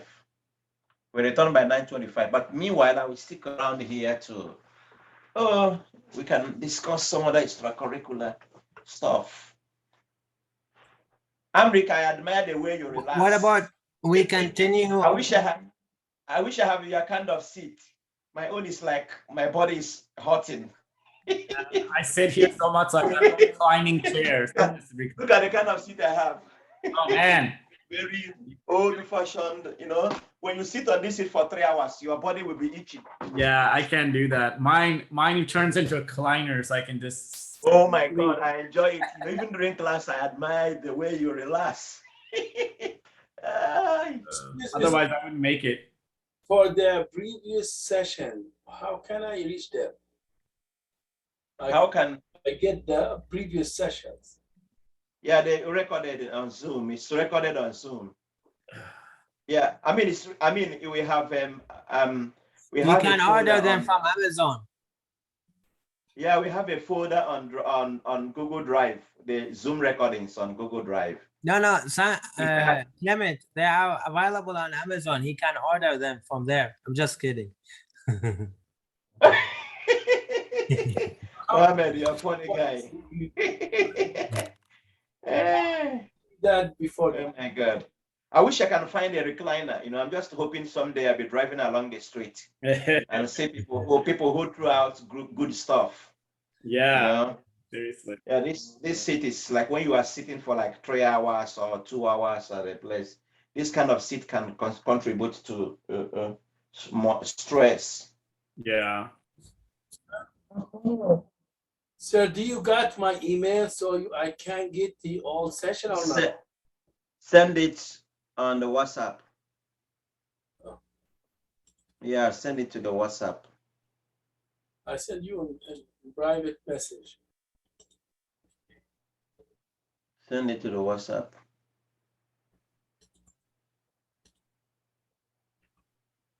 I already sent it. So let's round up with this.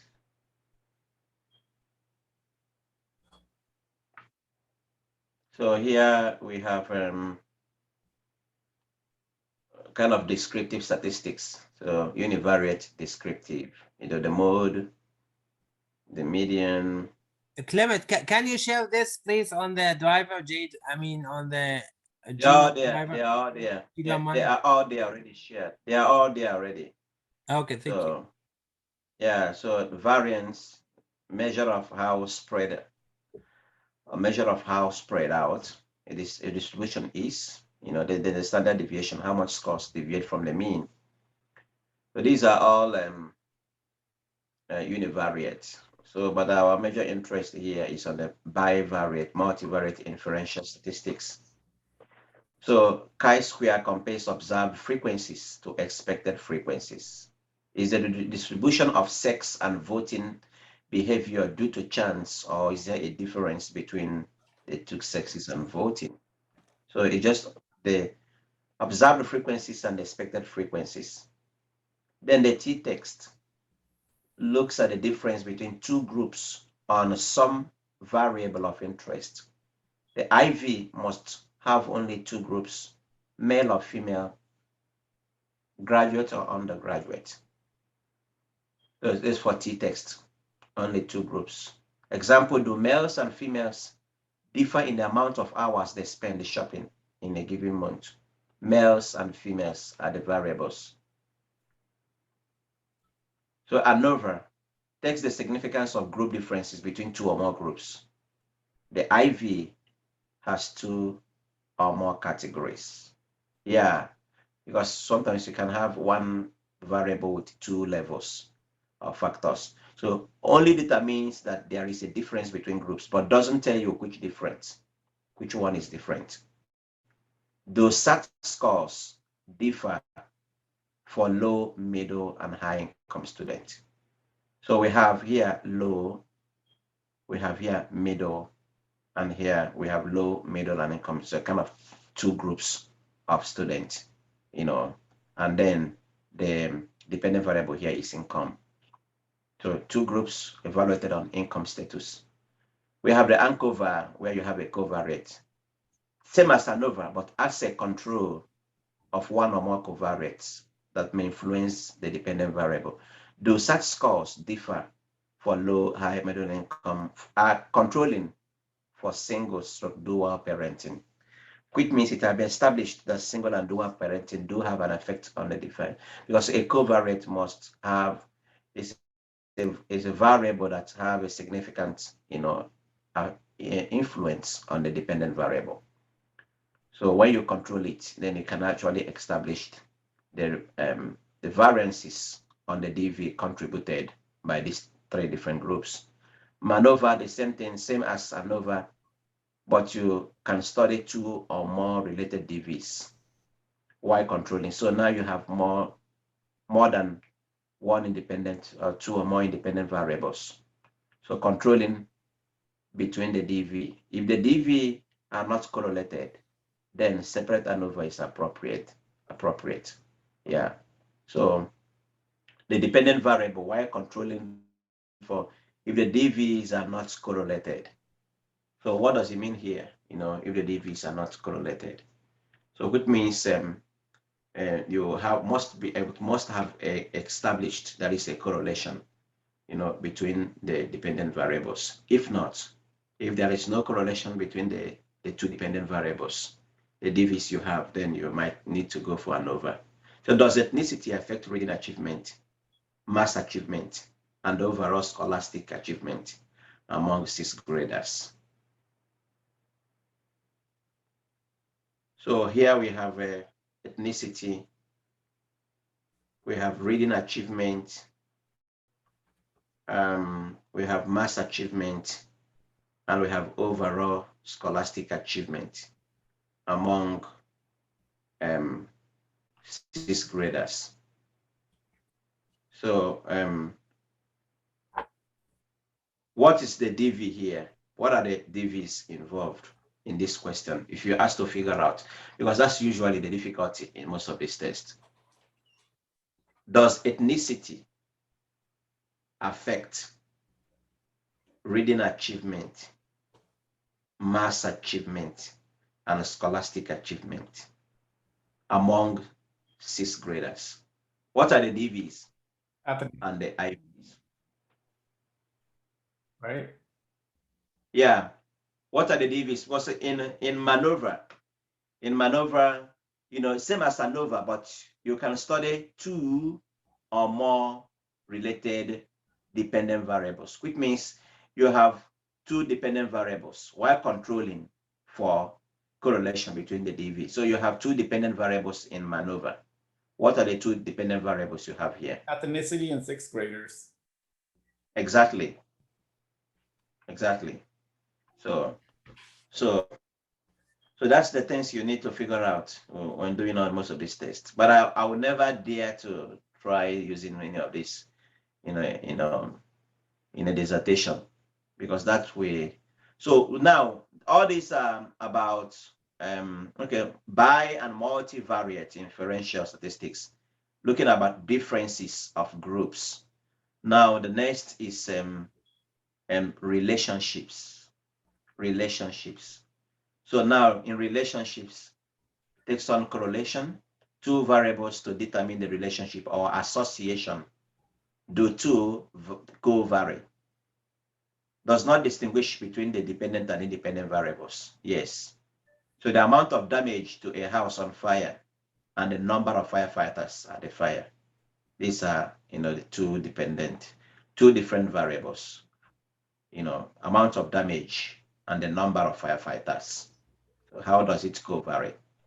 So multiple regression, used with several independent variables, and the one used for prediction. We mentioned that earlier. The same with PLSM, used for prediction. It identifies the best set of the predictor variables. That's which independent variable have the most significant effect. You can enter the many IVs and it tells you which are the best predictors by looking at all of them at the same time. In sequential regression, the computer adds the variable one at a time based on the amount of variance they are accounted for. You add one at a time, look at the variance, add another, look at the variance. No, that's for sequential. The computer does that. So IV drug use, alcohol use, child abuse. Then the DV, suicidal tendencies. So we have 1, 2, 3 IVs, and then DV is suicidal tendency. You have to measure drug use, measure alcohol use, measure child abuse, and also measure suicidal tendency. So a dependent variable, you have to measure it. Path analysis looks at the direct and indirect effect of predictor variables used for relationship causality, mostly, PLSM. Child abuse causes drug use, which lead to suicidal tendency.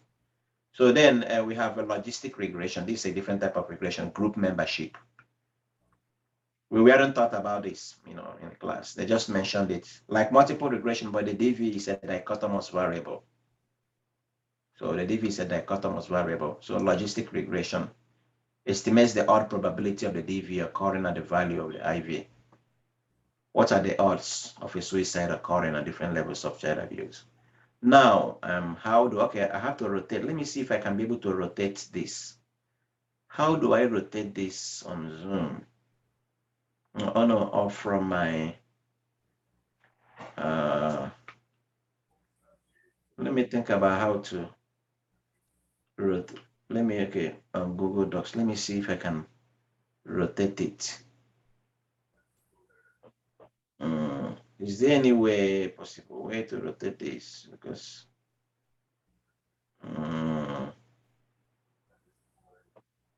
I'm not signing up. Imagine how Google Doc messed it up. They don't even have, compatibility with the slides. There's no compatibility. Is that a PDF file? If that's a PDF file, maybe you Yeah, can it looks download like it and use the. maybe it looks like it's still loading. Okay, they didn't load this once. It didn't load this once. It was not loaded. It's not a PDF file actually.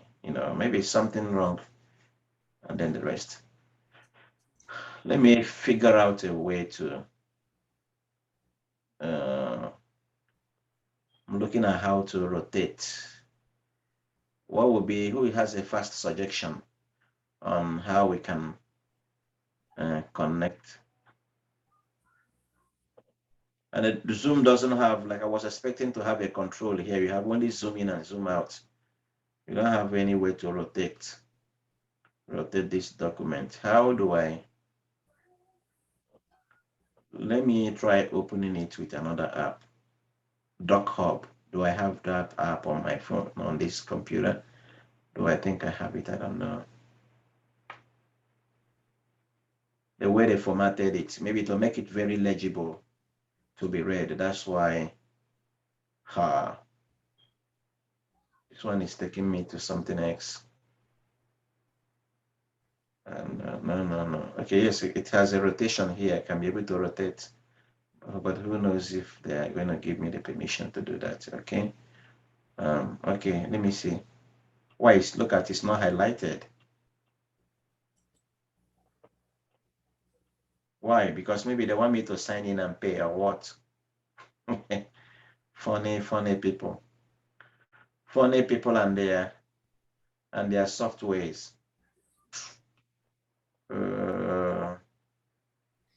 They want you to pay.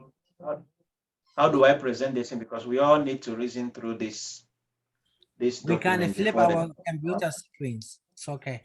Look at the picture, then try to use these two. Yeah, I know, but I just want to do it like a very.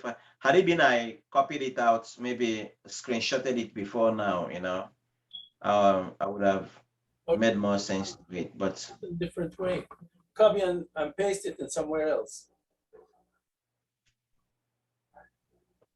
I should copy and paste it somewhere else. No, don't copy and paste. You got to do right click, save image as, save it as an image, and then it'll allow you to rotate. It won't allow you to rotate because it's a PDF.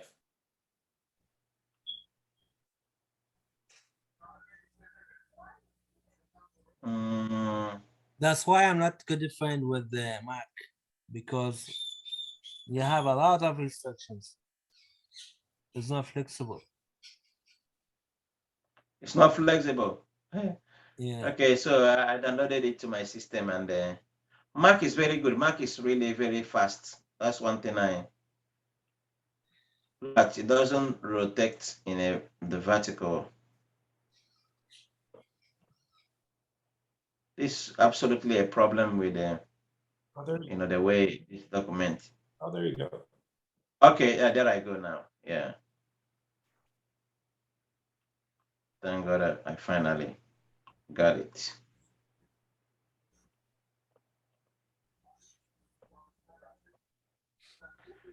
Oh, if you have these things in your mind, if you have them off,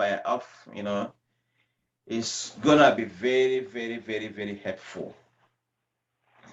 In chi-square, you have only when you have to remember when we look at the flow chart, the first consideration in that flow chart is the type of data. The type of data you have determines where you actually begin to consider which kind of statistical method you are going to take. So here now it's a discussion about the actual type of data you need for your consideration. Look at chi-square. you have one IV, one DV, all categorical variables. No differences. Question you answered by the statistic. No differences exist between groups. Depending on the p-value, there could be difference. But this is like base, do differences exist between groups? Usually chi-square looks at the p-value, to determine which of the groups, have the actual difference. So what you have, our focus here is on the kind of data, the data type. So the data type determines the categorical variables for chi-square. Then for t-text, you have one dichotomous and one continuous. You know what is a dichotomous variable?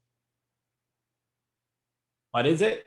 It just means You know what two things. what a dichotomous Means true or false kind of question, true or false kind of question, So so you have a dichotomous variable. Do differences exist between two groups on one DV?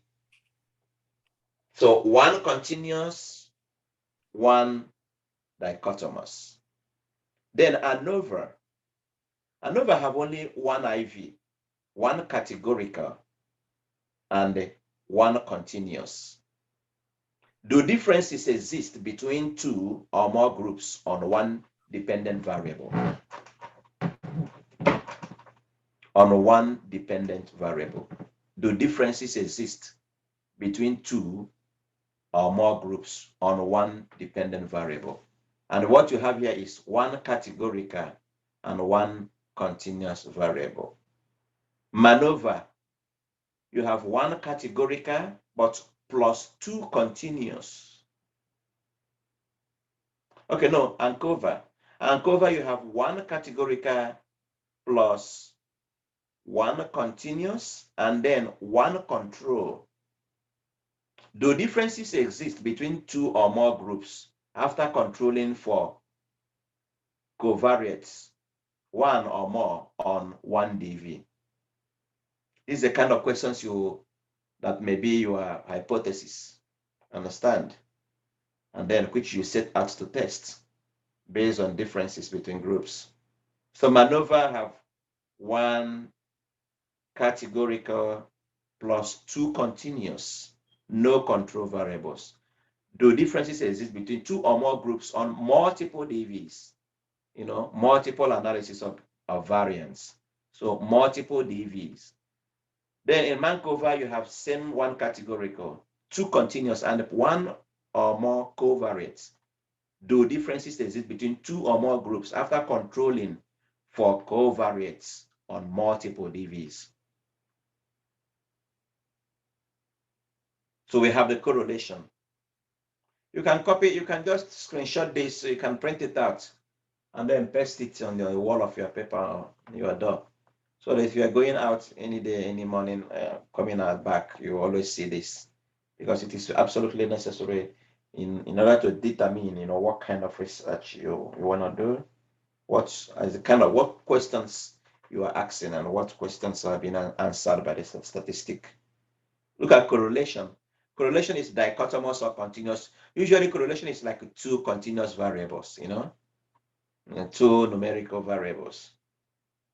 So how strongly and in what direction, positive or negative, are the IV and the DV related correlation?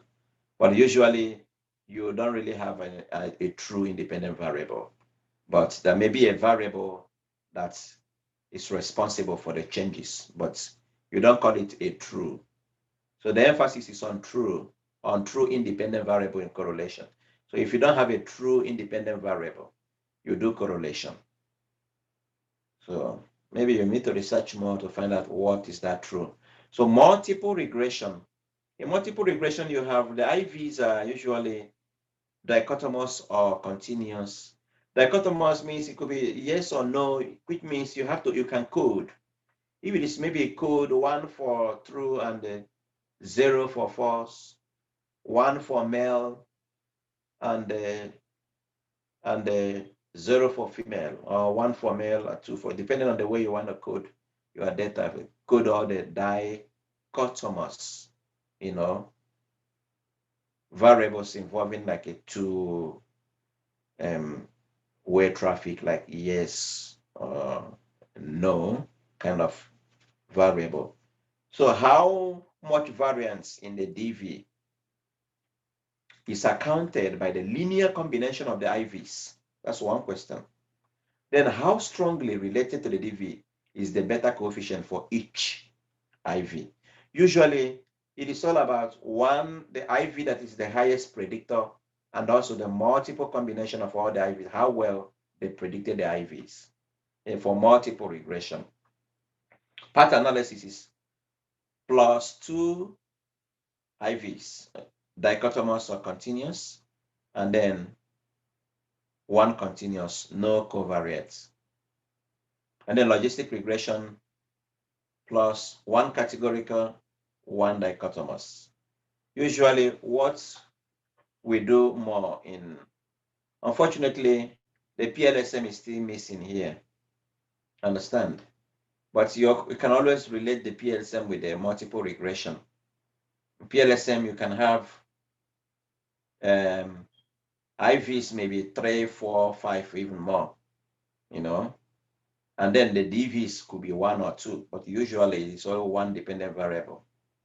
In most models, you see, most easy models, models that are very unambiguous models, you usually have 1 continuous variable in the structural model of the PLSM. You can also have two dependent variables in the PLSM. That may make the model a bit complex. So, but you have to deal with it if you have 2 dependent variables. So these are very, very, very. Did you make any observation about this? Is there any question arising from this? Because these are the very, very, very important things you need to look at, the kind of variables you have. So if you look at MANOVA, ANCOVA, MANOVA, and the MANCOVA, they all have categorical independent variables. The independent variables are all categorical, and the dependent variables are all continuous, which means the dependent variables are measured usually on the ratio and the interval scale.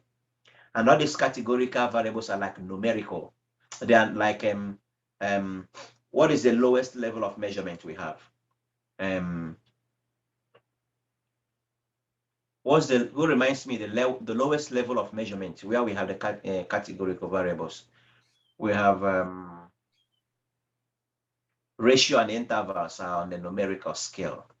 Then we have who remembers? We have 4 levels of measurement. What are the first 2? Usually rated on the categorical. Like, are you talking about nominal? Nominal, yes. Yeah, so you have Nominal and ordinal. ordinal, yes. No, nominal, and the first 2 is nominal, and the Abdominal. Abdominal. Yeah, ordinal. It's ordinal and yeah, interval and ratio, yes. So nominal and ordinal, yes. Okay, yeah. Nominal variables are categorical variables, so they're measured on that level, categorical. Nominal variables and the ordinal variables have kind of order. Understand? They can also, depending on the research, they can also be classified and can be coded and measured as a numerical variable. So what is the dichotomous? You want to know what's the dichotomous? Yeah, okay. What is that? What do you mean by that? It's new to me. Yeah, dichotomous, the dichotomous variable, usually the variable that maybe have 2 possible values, yes or no, male, female, tail, head. You mean the binary, but the binary variable. Yes or no. If you have like a yes or no, true or false, male, female. In that case, you could. you code the variable, maybe, okay, no, maybe you have male 1 and then female 0. So depending on the way you want to Clement, code. you summarize this or the professor handed to you? No, this is a professor that prepared this. A professor who's a statistician, who's a professional statistician. Professor June Hilton. Not many of you had opportunity of meeting her. She only taught in CSAT she's been in CGU for years, and her husband is also one of the faculties in another school in CGU. Professor Hilton. But her wife is June. So June is she's taught statistics for many years. So I have all these materials are from her. You wouldn't have it from Professor Ryan. You wouldn't have it. So that's the advantage of this group, and that you have access to all these things that will help you to clarify the information very well. Right. Honestly, these materials are very, very helpful. You won't get it from Professor Ryan. So yeah, now you have access to them. That's an advantage of having we all been together in this group. So I have all these additional materials to look at, and that will help you a lot, so that you can't make any slight mistake when it comes to designing a research. You look at your question, look at the kind of data, figure it out, and then in a qualifying exam, you just mention the correct research design, the research method you're going to use, and then state why, the kind of variables you have and why you decided to go for that particular method, with a strong reason. That shows you're a researcher. You know what to do. You know how to handle a problem. You know the kind of, if you are interested in all this the differences between groups, and then you think about the kind of variables that are available. It's not going to be easy. Sometimes, even when you read some papers that uses ANCOVA or MANOVA, whatever, sometimes it's difficult to understand what are the covariates involved, what are the other variables, the DV and some papers will not even make clear what's the DV and the IV. So it's a bit difficult for you to figure it out. Who is going? Emira is going. Okay. Thank you, Emira. I got another meeting at 10, so I gotta go. Bye. See you guys next time. Oh, you're Nice to gonna have go? you all. Yeah. Oh, everyone Meeting at 10. is leaving. Oh, another meeting at 10. All right, guys. All right. Bye. So next time we continue with a quantitative. When we are done with it, then we'll move over to qualitative. When we finish qualitative,